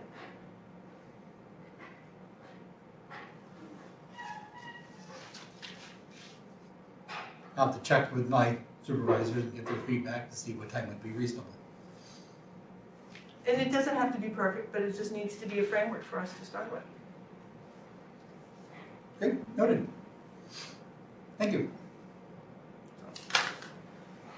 Because we cannot have a repeat of the turmoil that happened last week. We can't have it. So we have to articulate this plan, so the sooner the better. Right, because it's just a matter of time, right, Mhm. as it's been said repeatedly. Yes. So we don't have a set date for the 30th. I will reach out to my folks and see how long they think we need to be able to put everything together that was just stated. Okay? And- But it isn't necessarily everything, I mean, you think No, that's I'm Ann's just saying point, we- right, is that. Yeah, but I'm gonna check with them to see what they need, because That's what we need. What do they need? I get, you know, what do we need for base operations? We really should see some financials on it. No, we don't really need to see the financials on it, I just need the basics to it. So, Eventually, we need to see the Yeah. financials, but to begin the conversation, we need to know what they need. Yeah. and I'm not being difficult. The board's gonna get the information it needs, but it has some of this information already. And so if tomorrow, my phone rings and says, we gotta cancel, and you're out for a furlough for whatever, I'll call everyone for a special meeting for tomorrow night. And then we'll develop, and then we'll decide what's gonna No, not happen. unless we have the information about what people need. We need to have that Okay. information in order to make this. That at least gives me immediate information, because I know that we're not gonna take any action on anybody That's correct. tomorrow. That's right. And then everyone will continue to get paid through however long this latest piece is. Mhm. Okay, Until we That come up gets me with. through the short term, thank you. Now we can look at So what that's long. why it's critical that we get this information as quickly as possible. And it's not that we haven't been asking to have this conversation. We have been. We haven't been sticking our head in the sand saying, oh, you know, we don't know, we know this is coming. So we do have to have this conversation, and I believe that it needs to be driven at this point by need, not by dollars.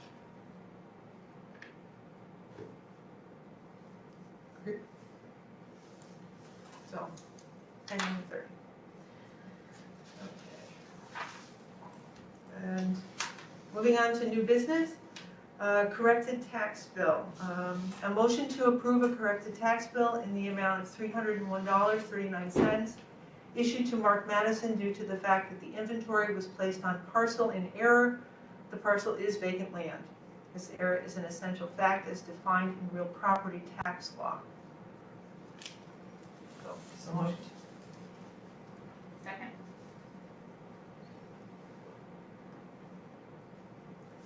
Any questions or concerns? All those in favor, please signify by saying aye. Aye. Aye. Opposed? Motion carries 5-0. Logo use permission from the PTA. They asked us to be able to use the logo, to entertain a motion to approve the PTA request for the use of the school logo. This approval expires at the end of the 2021 school year and pertains only to the items of clothing shown to the Communications Committee on November 9th.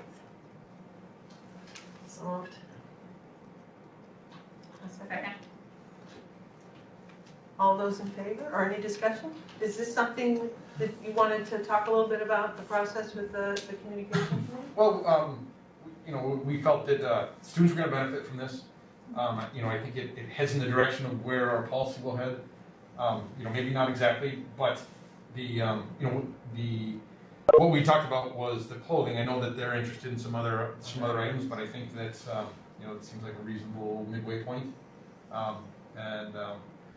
And limiting it to this year, and then we probably hopefully will have this policy done before the end of the year, but we'll have it done in a few months. So it seemed like it seemed like a reasonable thing to do. It seemed like there was likely to be board interest in doing that. Any thoughts? I think it'll be nice for those, non-sports playing kids. They'll be able to get some sailing gear, and I think it'll be good. Look forward to a new logo. Yeah.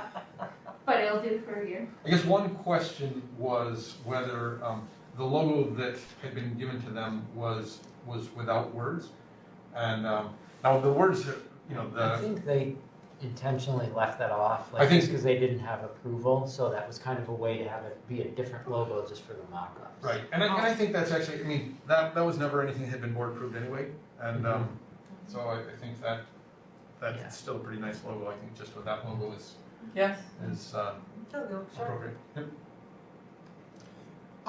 Was there any conversation?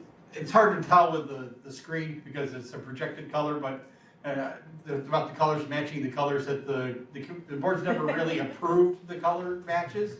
But it was the committee's suggestion of the color matches. The shades. Just wondering if there was, the goal looked off and a couple of them on my other screen. This one they look better on, so I'm not sure. Just out of curiosity, So there was not, that did cross my mind after the fact. Do you remember the names of those two? not. They're not official because the board never No, approved them. Yeah, but the they board's were- never approved them. But They were they were pretty much what is tended to be used. The gold, we've used a couple different golds, but I think it would be appropriate to have them match what those colors. I remember Jackie saying them last year at one point, but I can't. They're the Pantone. So we don't need to know, we can just say, that they should be those colors, and then we can get those Yeah. colors too. Matching the colors. I believe it. Is It's it in close our to folder? The communications. It probably is. Yeah, I don't think we need to waste time on it now. Yeah. We know that they exist. That's something I think the communications committee should actually prioritize, is actually getting that recommendation to the board and then with it. So, That works. Yeah, and I do have them somewhere. okay, it doesn't, we know they exist. That's enough for right now. That's fine. But do we want to get that specific when it's not like a school uniform? I think so. Yeah. Okay. Part of the brand. Yeah, I just Consistency. know, like, I order stuff for field hockey, the Salem Cambridge field hockey team, and that orange is not like a Cambridge orange, it's like a peachy color.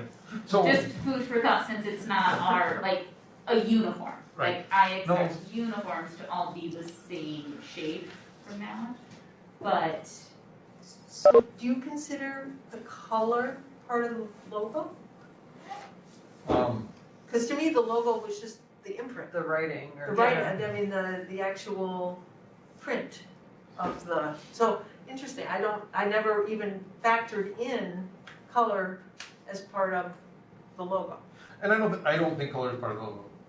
It can be part of the logo or not, but I think that, I think basics of branding is that you want consistency of your color. And so, and it's something that's close to my heart as well, it's consistency of purple. There's many that are not attractive and there's some that are okay, so. Okay, I never stopped to consider it, so But, that's all. the committee did not address that, I think, that was a bit of an oversight, but, my perspective is that, it makes sense to use the colors that we. When we let them know, we'll just ask them to try to stick as true to those colors as we can. That's the thing, right? They may not be able to get it exactly, but. Okay, all those in favor of approving the PTA request to use the school logo, please signify by saying aye. Aye. Opposed? Motion carried 5-0. Okay, new business, letter C, school pause plan, full remote.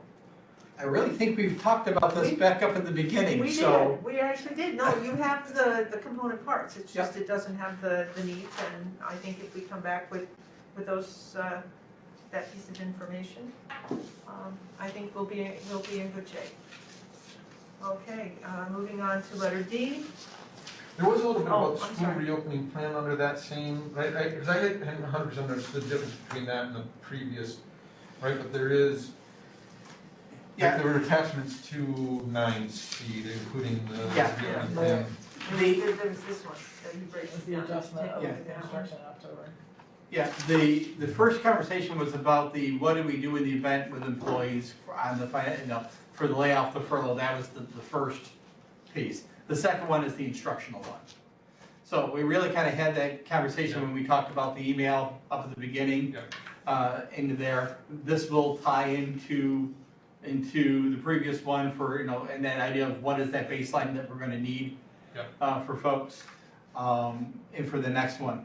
That's in place. I think the only thing that I'll just bring in for a point of note, we're still working on putting everything together, because we're still working on getting everything together, is the what if we end up being yellow in the whole piece of it, because there's a whole piece of testing about what we have to do for testing if we're in a yellow zone over here, and what tests are available, and, we've been in 3 different meetings, 3 different days this week. To be able to get things happening. So information's coming to the board on that. It's just, I'm still putting it together because I'm still having conversations with folks and getting information from the school physician and there. Can you clarify the yellow? Oh, yeah, I'm sorry. Yeah, in Vermont, we're red, along with the rest of the nation. You're not allowed to leave Vermont anymore. Yeah. New York State has changed its approach toward the spread of COVID. Whereas before, we were kind of set up regionally and you were tied to your region. Now with this, they've kind of gone to where flare-ups start to happen. Gotcha. And that's based on their testing. And then based on certain criteria and the population density where they are, they have 3 kind of color codes that are set: red, orange, and yellow. Okay. Red is like red, right? That's like the bad, that close everything down, the most testing, the most stringent. The orange is that buffer zone, it's a little more, it's not as restrictive as red, but it has some more constraints to it. Yellow is like keep it contained type of an area. So it's kind of the measurement of the outside of that flare up. So there's a lot of testing that's involved. There's some other restraints and constraints that go into place to there. So that's kind of New York's color ranges. So if we end up being red or orange, we're closed. I mean, we're just closed, that's it. But when we get to yellow, we can be in operation as long as we are testing 20% of our in-person population over a 2-week period. And then have to do that every 2 weeks until we get 100% people. So it's random to begin with until you get that last 20%, and then, they're kind of handling. So would they do that here at the school? Well, and that's part of the conversation that's going on now. Gotcha. It's parent It's involvement. the state saying you need to do this, but again, not having Not sure how they're resources Yeah. to do it. Gotcha. And the county's having challenges with the resources, and then what type of tests can you use? Because before it's just been the PCR test and that's it, and that's the nose swab thing, and there they have what they refer to as Brexis cards. They look to be about this big on the website, but it's the equivalent of, I don't know what you do with it, or you spit on it, or chew on it, or so whatever you do to it. Obviously, I need to go through the training. And then there's a colored bar. And then that colored bar changes, you have it. That's the rapid test? Yeah, that's for the rapid test. And they are using that Brexis card in the western side of the state. And it's being accepted on the western part of the state. But isn't that the one that has a pretty high false positives, or no? I don't know, I think that's a different one. Okay. I think there's a swab one out there too, where you basically, you use it like a lollipop, and then it goes into something as I understand. So I think they're different tests together, and I'm not fully sure on that, but from what I'm hearing from folks, they sound like two different antigen tests. So there's still a lot being gathered, we're still having a lot of conversations, but more information is coming. But that, kind of that plan for what do we do if we're yellow, is going to be that's going to end up coming part of this plan. That's in there because we have to have that in place. Hopefully we're able to avoid that, but if not. Has there been any discussion about testing wastewater? And it's actually, there's areas of the country that have wastewater testing, and it's a very sensitive and inexpensive way to figure out if it's in your population. Really? Yeah, that's interesting. It makes sense to me why we would do that, but I haven't heard any conversation about it today. I mean, just because you basically get a composite sample, and it's supposed to be very sensitive. Huh, yeah, no, I haven't heard. Certainly less invasive. Yeah. Yeah. Trying to get 20% of your population to get tested. Yeah, because then there's, challenge. yeah, because there's, you have to have Repeatedly consent. too, it's not like. Do we ever even have any testing sites in Washington County? Does everybody still have to go to Warren County for a test? Bennington, yeah, I don't, With nothing in Washington County, we have no testing. No, I I know sites. pharmacies, I know that there are pharmacies. CVS, like CVS does, but that's over. And they might, well, do Works they give against kids, us. because they won't give like flu shots to kids, so. I Yeah, wonder if and I'm that's not sure included where kids. there was a testing station over Fort Edward at one point, I wanna say. You can't go if you're under. But I think a lot of it's Did been you see that Wilton hospital Emergency and public Care health came and- now and do it? in Glens Falls Hospital really doing a lot. Right. Oh, That I for kids remember. have to have an order, gotcha. Nothing in this part of the county, unless you're going to Vermont. And that's where, for folks who've had to go get them, or here, that's where they tend to go, and it says over to Vermont. So, more information coming.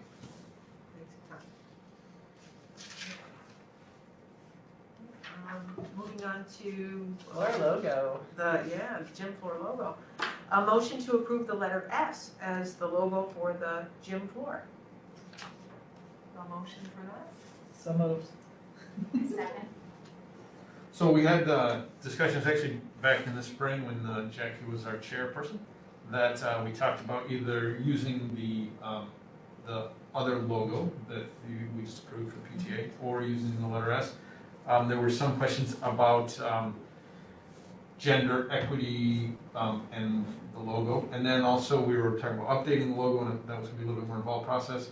The thing we liked about the S was that it is, it's the term, it's a, it looks the same from both upside down and right side up, so there won't be a top and bottom. Oh, that's a nice idea. You're right. About that. You're right, And, I never even thought about that. So that seemed to make some sense for the center of the gym. It's So like the palindrome, but not. Yeah. no, there's a term for it. It's something gram. I don't know. Ambigram. I think it's like an ambigram. Number great. Okay. Very cool. So we went through. We didn't actually have a super robust group of S's that came to us. Some were complete change from a kind of a traditional blocky S, and so this was the pick. We actually I thought that was similar to our S that we have on letter jackets. Turns out it actually is quite different. Yeah, it is different. Isn't it? But obviously it would be with school colors. The gym floor color, so there's yellow in this, right? There's a, So what is the gym floor, the wood color? Probably yellowish, right? Yeah, well, there's a couple, they got a couple options too before I got this S, but because at one point I had talked to them about, think Syracuse gym floor.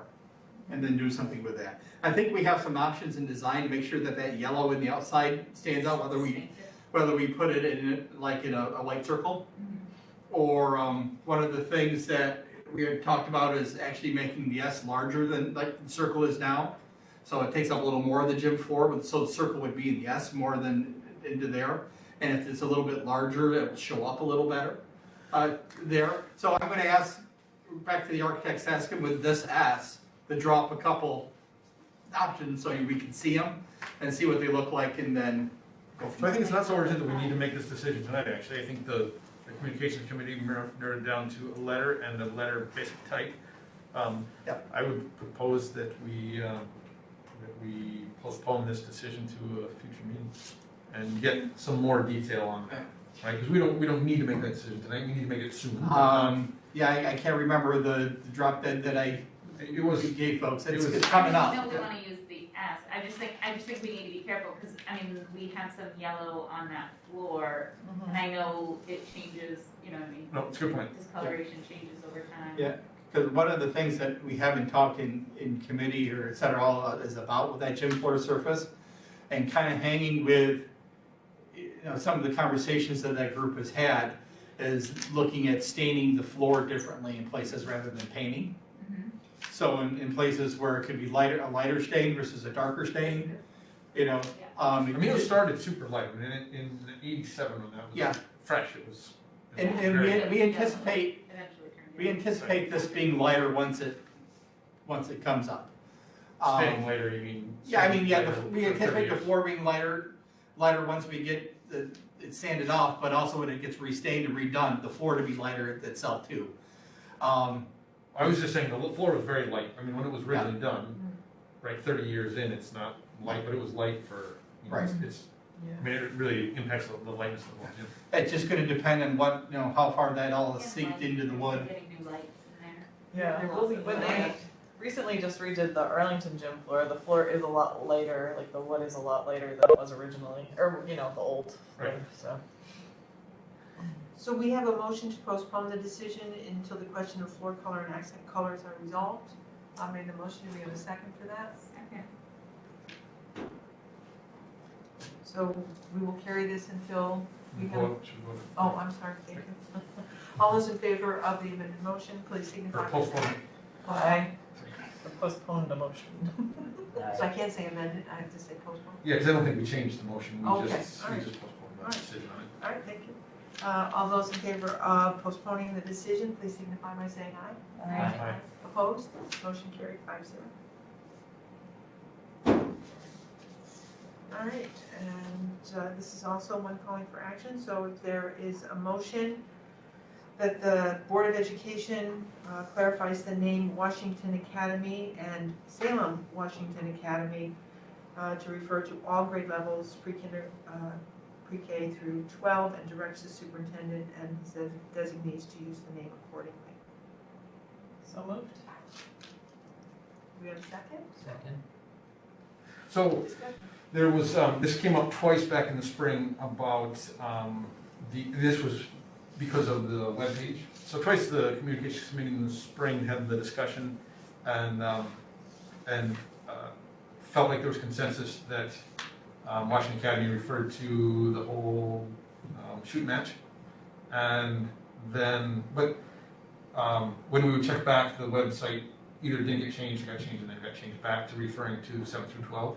So it's just to clarify. I don't know that a motion is need to do that, but it was a little bit frustrating to me to have it come back up repeatedly. And then in the October meeting, because there was no discussion on it. And I think I'm open to a discussion on if for a branding reason it makes sense to have it refer to 7 through 12 versus pre-K through 12.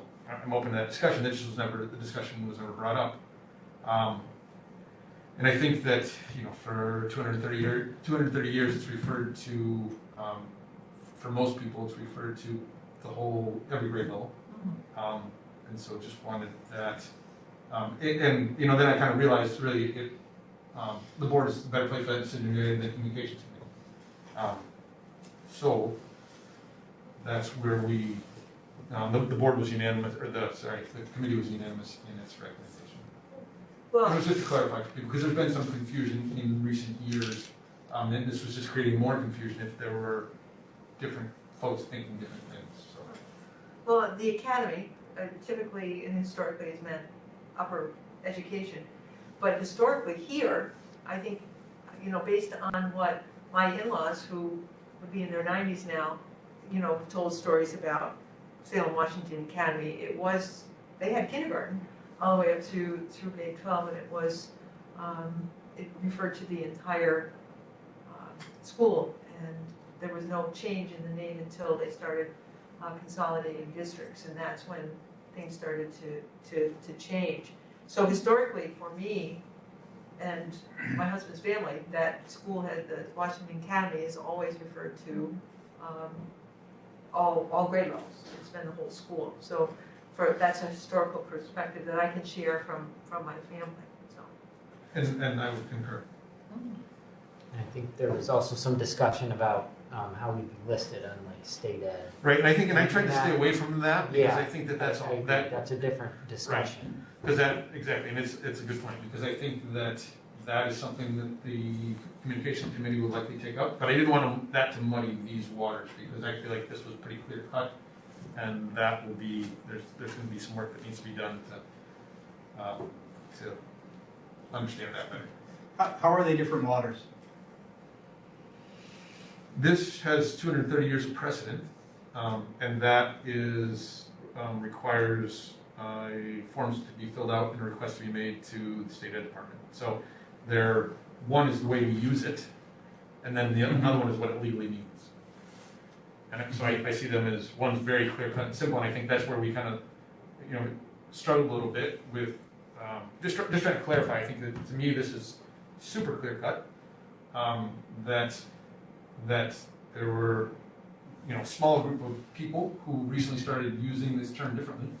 So I think it just became confusing, because that was actually one of the arguments for keeping the website in a manner of having 7 to 12 be Washington Academy, was because it's confusing, but I think that's just creating more confusion. Because then when people come in, they see that and they think, oh, that just refers to 7 to 12. And so it was just to clarify what, I'm not aware of any board action that made that change, right? I mean, we have the Washington Academy Teachers Association, and our primary teachers are in that. And so it was, to me, they're completely different discussions. How does Involving state the same ed term. refer to us currently? Salem Central. Salem Central. At school, yeah. And when I walked into the door here in 7 years tomorrow, as I was asking around for what is the academy. Dave Glover's personal preference, as a superintendent of school, I'll call the school whatever you want me to. I think we're about to tell you that. Right, yeah. To that end. To that is that the academy was only referred to the high school. Never once was it talked to me about being the younger age levels. Now that's morphing over time, just like the changes through the centralization into that pieces. I think apart from that meeting back on the 9th, the conversation is in that website, as we were up and live, we got feedback that it was confusing about the academy for being both. So it wasn't we said we're gonna do this, we're gonna do that. It's to prevent that initial confusion to it. Because there's gonna be, I think you would agree, some type of re-education piece to this about reintroducing the elementary school as the academy, or the Salem Washington Academy, for some folks. I mean, on the No doubt. website, I just think it should say elementary and junior, senior high school. Yeah. For those two tabs, it's the tabs, right? Yeah. That we are referring to. That's what the discussion was in the spring Yeah. when we were reviewing it. So- Because one says Elementary. elementary, pre-K or something maybe underneath. Right. And then the other one is Salem Washington Academy, or Washington Academy, whatever. But Right. I think that's where the discussion is, the two tabs, not like the overarching name of our school, but those tabs, it could simply say elementary and junior, senior, high school. Right, I mean, I think we're just trying to prevent further confusion, because either way, there would have to be, either we have to retrain 230 years worth of graduates, or we need to train a handful of people.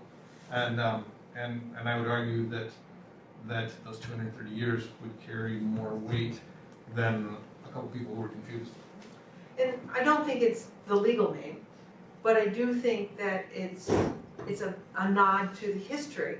It was the first one in New York State, so I think it's a nod to the history that we have here, that the original name was the Salem Washington Academy. But it still reflects the entire school. But they had, smaller elementary, the one-room schoolhouses, and they funneled into the larger building when they were older. So there was a feature that it was the upper grades in the academy. But I just think that it's a great piece of history that we have to celebrate. I think we have to celebrate our building. We have to celebrate the unique aspects of the architecture of our building and all of the things that came about when it was built. I mean, I think it's just a way to keep, for me, the history of this building and our community part of the conversation. So to me, it's not the legal name, but it's the nostalgic name, it's the reference name, it's the I mean, one it's that something we put on our celebrates us. diploma. So- Yeah, Right, we exactly. put it on our That's what I diploma. mean. Like it looks. Our bargaining units Yeah, use the yeah, name. I right. mean, it's- So, it's- I mean, it just is something that connects us to our history and our past. So I don't think we need to Dr. Guy, I don't think we need to have the legal things. I mean, I just think we need to acknowledge that historically, Salem Washington Academy referred to the entire school. Yeah. And, for now, Salem Central School has an elementary and a junior senior high. But when you celebrate the entire idea of education in Salem, Salem Washington Academy plays a very significant role in the history as it moved forward. So I do think they both have their own place, but on the website, I can't tell you, I get all puzzled up, I'm like, where's the high school? I can't just find the high school tab, So I think it's just to make things. Well, and I went on the website today on my phone and I was looking for the agenda, and I had an awful time finding it on there, but then when I put it on my computer, I could find it with no problem. So I think it's just the way the formatting or whatever was. Well, I think the agenda, it's all under board policies, I think. Yeah. I don't know if that's where I would necessarily go first to look for an agenda. So there's a whole bunch of different But angles, right? But I think just a different the conversation. simple motion before us is to clarify what that term refers to. And I think we should make a decision one way or the other, because I think that having some people refer to it one way and some the other does create confusion. But I mean, as we have 4 alumni and somebody who's lived in the community for a long time with connection to centuries of alumni, I think that the term has clearly been used to refer to everything. I didn't anticipate this. I think it's a great topic. It's a release too. So actually the motion is just to clarify. So do we vote on the motion and then clarify it, or do? I think the motion, I mean, I think that does clarify. I think the motion Okay, clarifies so- that, okay. that Washington Academy and Salem Washington Academy refer to, The entire school. the entire school. Okay. Any further discussion? All those, Sorry, that's all right. that wasn't at the meeting. So in the pieces of that, because that's a two-part, one is the clarification, one is directive to the superintendent. So it says to me in my designee, so what's the expectation of the board tomorrow morning? Is that everywhere that I see, in any of our letterhead, and any of our, and I'm not being difficult, I'm just understanding what the charge from the board is, and what I gotta worry about tomorrow morning at 8. I think it Change says it right the here. tab that says right here, like, instead of Well, saying Salem Washington Academy, it should say. Jackie, it's not what I'm junior getting at. I understand what the website Okay, changes. well, I think that's That was what- there. But we have letterhead that's Salem Central School District. We have other communications that are listed as Salem Central. I think we're going down a different road that we don't need to go down. Okay. This- If we read the, All right, the so this motion- is about the website. No, this is about the term. The website is one example of the term. Just if somebody Okay. sa's Salem Washington It Academy, refers to everything, it refers to everything. We right? don't, So, yeah, so if you have letterhead that has that on there, that's school letterhead. Right. I mean, it refers to anybody at the school. can use that Pre-K all the way letterhead. to 12. So I don't think we need to muddy that's, these waters. I think it's very, the motion is very clear that when the term is used, this is what it means. Now, it might be a future discussion about how and when we use the term. I think that is a communications committee back burner topic. However, so I don't think it implies that the term gets used more or less. I think it just gets implied that doesn't imply, it says, when the term is used, that it will be used accordingly, meaning it will refer to all grade levels. So I when think it's someone, straightforward and simple. so when someone comes up to me on the street and talks about the elementary school, They should say elementary school. the elementary school, the academy.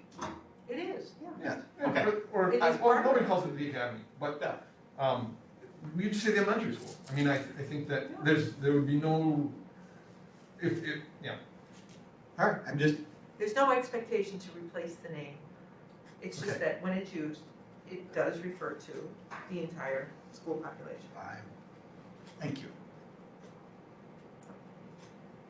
Any further questions or concerns? All those in favor, please signify by saying aye. Aye. Opposed? Motion carries 5-0.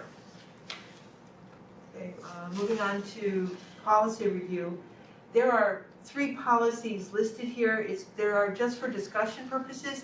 Because they are not required policies, but in this particular time, we thought maybe the board, we just wanted to bring them up for some direction as to whether you thought we should continue to consider them. I did think that maybe the extraordinary circumstances one was the first one, because it actually gives us an override in policy. If there is an extraordinary circumstance, we can do what is necessary in the time. We have the policy that puts in place that we can do that. So that might be something that, in any circumstance, I mean, it could be a loss of power, it could be a storm, it could be something like Whitehall, a catastrophic situation that they find themselves in. So those extraordinary circumstances, it gives us a little bit of flexibility and override possibilities. The other 2, remote learning and remote working, basically were there to outline some expectations of the people that would be in those situations. So they really aren't binding in that, they're very specific as to what we're expecting, but they do outline some expectations. So if what we wanted to do is adjust those 3 policies, is this something that people have an interest in the policy committee continuing to take a look at, or whether we should just focus on one or another, or thoughts just before we took off and did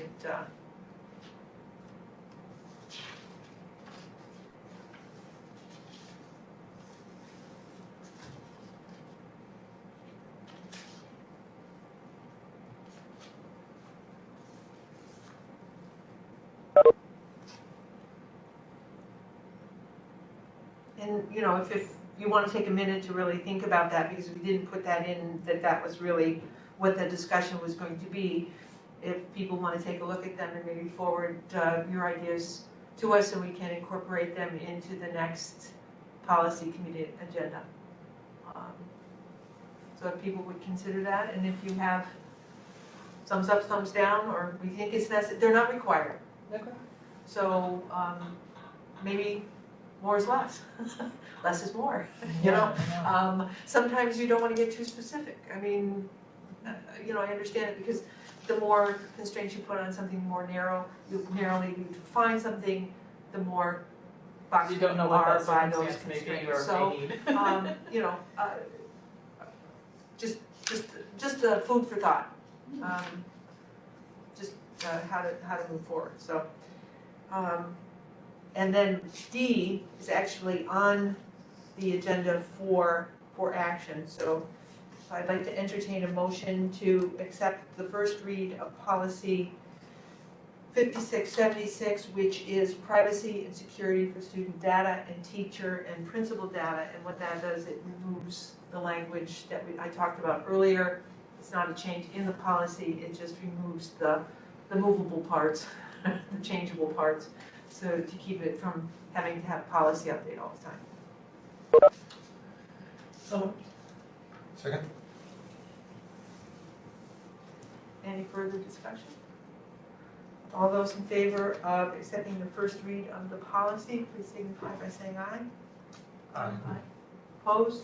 Motion carried 5-0. Thank you. Topics for future board meetings. And number 1 on my list would be a plan for short and long-term closures or pause, or whatever the proper terminology is for that. And one of the things that we have not yet had a chance to look at is our own goals, as board goals, just to review those goals that we have. I think that they're still interested in having those goals in their form, but we, take a look at where we are with them and if anything needs to be refined. And Dr. Weber, we still have your superintendent goals as part of the whole evaluation process. And those are in part on the board goals too, so. Pardon me? And those are in part based on the board goals, so. Our goals are just gonna be, okay, fine. And is there anybody else that has any other items that they think we should consider for future board? I mean, I think the Gym 4 logo will come up. Okay, yeah. Gym 4 colors. Oh, the colors. That's exciting Well, thing to think about. There's- The logo and incorporated to the Yeah, color of and the the floor. colors, yeah. Anything else that anybody would like to do? Okay, at this time, I would like to open up the floor for public comment. We have a number of chats Oh, that have, okay. so we could Okay, thank Okay. you. take some of those, somebody is not. Somebody's not muted, is that? So you have to join through the app to get the grid view. Thank you. No, because I have the grid view. Oh, yeah? Yeah. And you didn't join in the app? No. So potentially, Sophia would like to unmute and ask these questions? Sure. Or engage the board with, there's several. Sure. Um, Can If she not, unmute we can herself? read them. Sorry? Can she unmute herself or do? She should be able to. Yeah. Sophia, if you would like to do that, please unmute yourself, and if you have questions or concerns. Here she goes.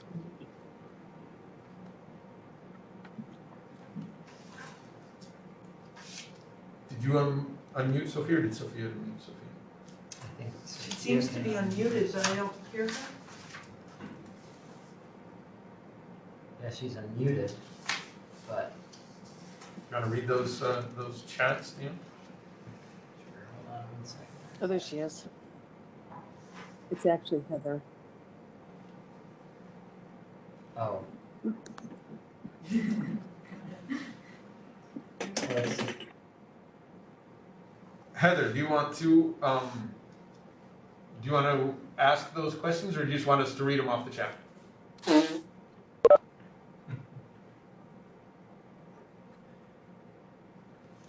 I think we'll just, Is we she can just read them. We can just read it off the chat. We'll just read them. So, I've been told by students that sixth graders do not get recess. Is this true? If they're not getting mask breaks, shouldn't they get recess? They need fresh air. Ms. Vera, want to address that? Sure. Good. So, Sorry. sixth grade doesn't have a traditional recess. They do have points in their day where they go outside. I know Ms. Hildelin for group has been taking them out. There's been different opportunities for them to go outside. They do not have a traditional recess this year. But there is still time in their day if their teacher does choose to take them out. They do have mask breaks throughout their day. Multiple times throughout their day. There's a lot of opportunity for them to have their masks off. So they are not sitting in the classroom all day long with their masks on. I've been in there multiple times and I've observed this myself. So yes, we would love for them to get out probably a little bit more than they do. This is an ongoing conversation with sixth grade. They're trying to make sure they're getting all that content because as stated earlier in this board meeting, a lot of content in 2 days, but they are trying to make it fun. I know Miss Flint has taken them out on some of those nice days, and they've done some reading outside, and they're just looking at quote unquote recess differently in sixth grade this year, different opportunities to be outside for some fresh air. I hope that answers that.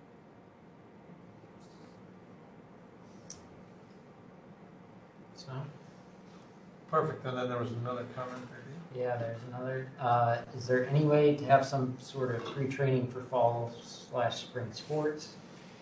Other schools have been practicing, maybe remotely. What can we do for our students, especially seniors? I don't think there's, and Ms. Adams, if there's anything you want to add to, we talked a bunch about that earlier in the meeting. Especially now looking at some of those opportunities or the intramural. Some of these questions came in. Yeah. They came So, during that time. So if there's anything else to add to that, I think we.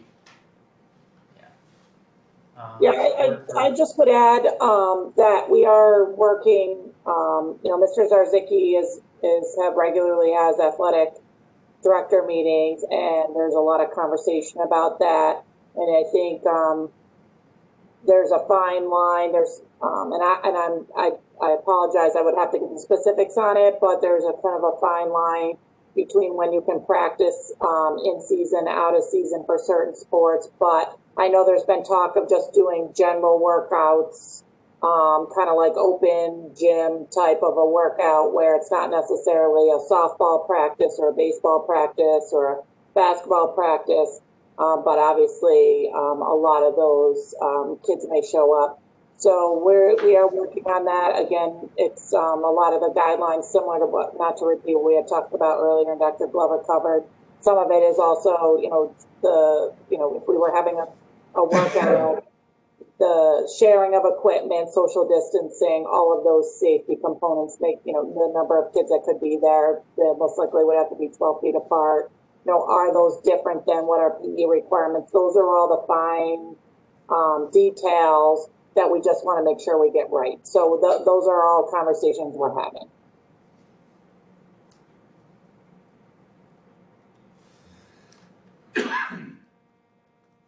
Were there any other? Yep. So there's a few, just support for that every student can wear Salem Pride. So the selling of gear. Marcy said, their pediatrician did do a test in their office in Cambridge. So probably a COVID test. That must have changed, that must be. Yeah, that must be, I Yeah. don't know if that's new or not, but. And then support that the community and students should be able to pick the logo for the gym floor. So one, and there was, I think one before that, just about wanting a vote on the gym floor.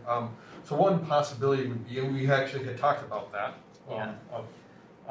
we just felt like it was so open at the last point, but we will be meeting, the communications committee will meet again before our next meeting.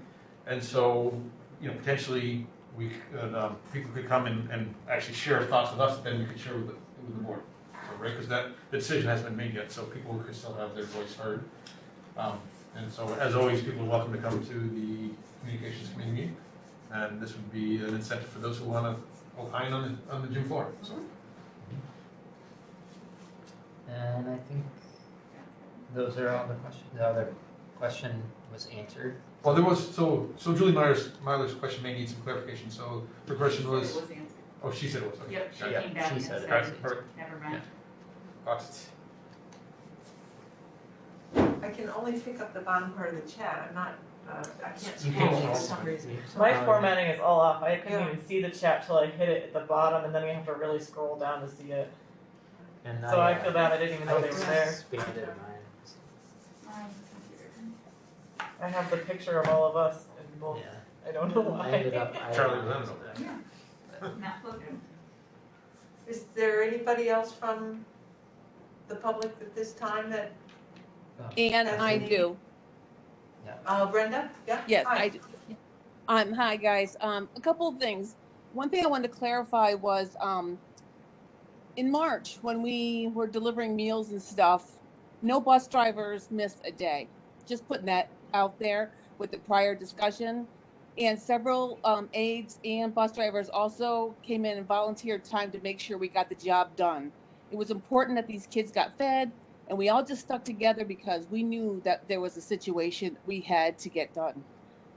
Secondly, I was doing some research, and the word furlough has a lot of my people in a panic right now, because furlough, if you're furloughed, you still get paid. I think that needs to be clarified to some degree, because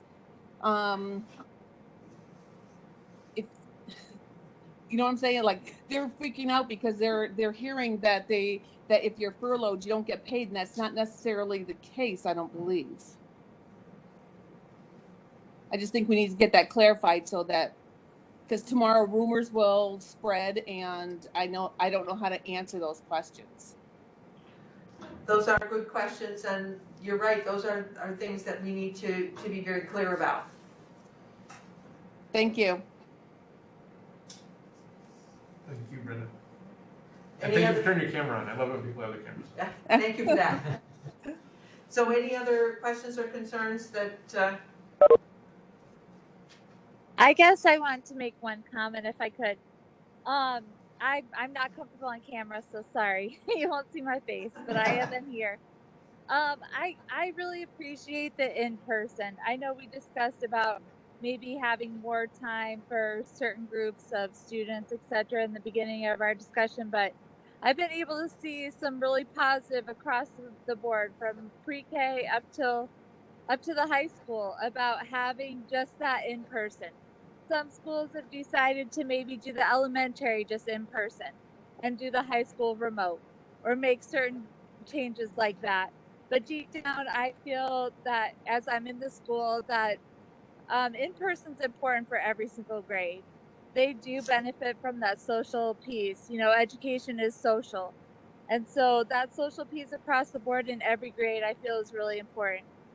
And so I guess I wanted to put that input when we discussed, you know, certain groups maybe having more time in the building versus not. I don't want anyone else to be sacrificed for that. I think the importance of seeing every child have that opportunity to connect with their teacher 2 days a week minimum is just of such high value. Thank you. thank you, Julie. Is there anybody else that has any questions or concerns at this time?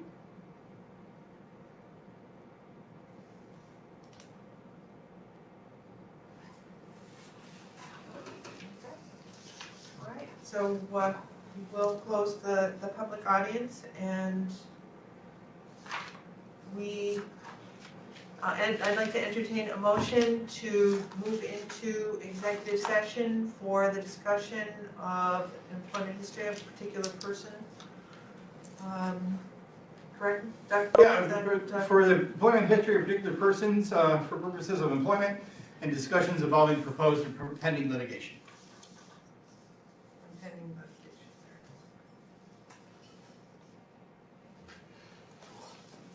Motion for executive session. So Yes. Second. Second. All those in favor, please signify by saying aye. Aye. Opposed? 5-0. Alright, so Dr. Any action anticipated? No action anticipated.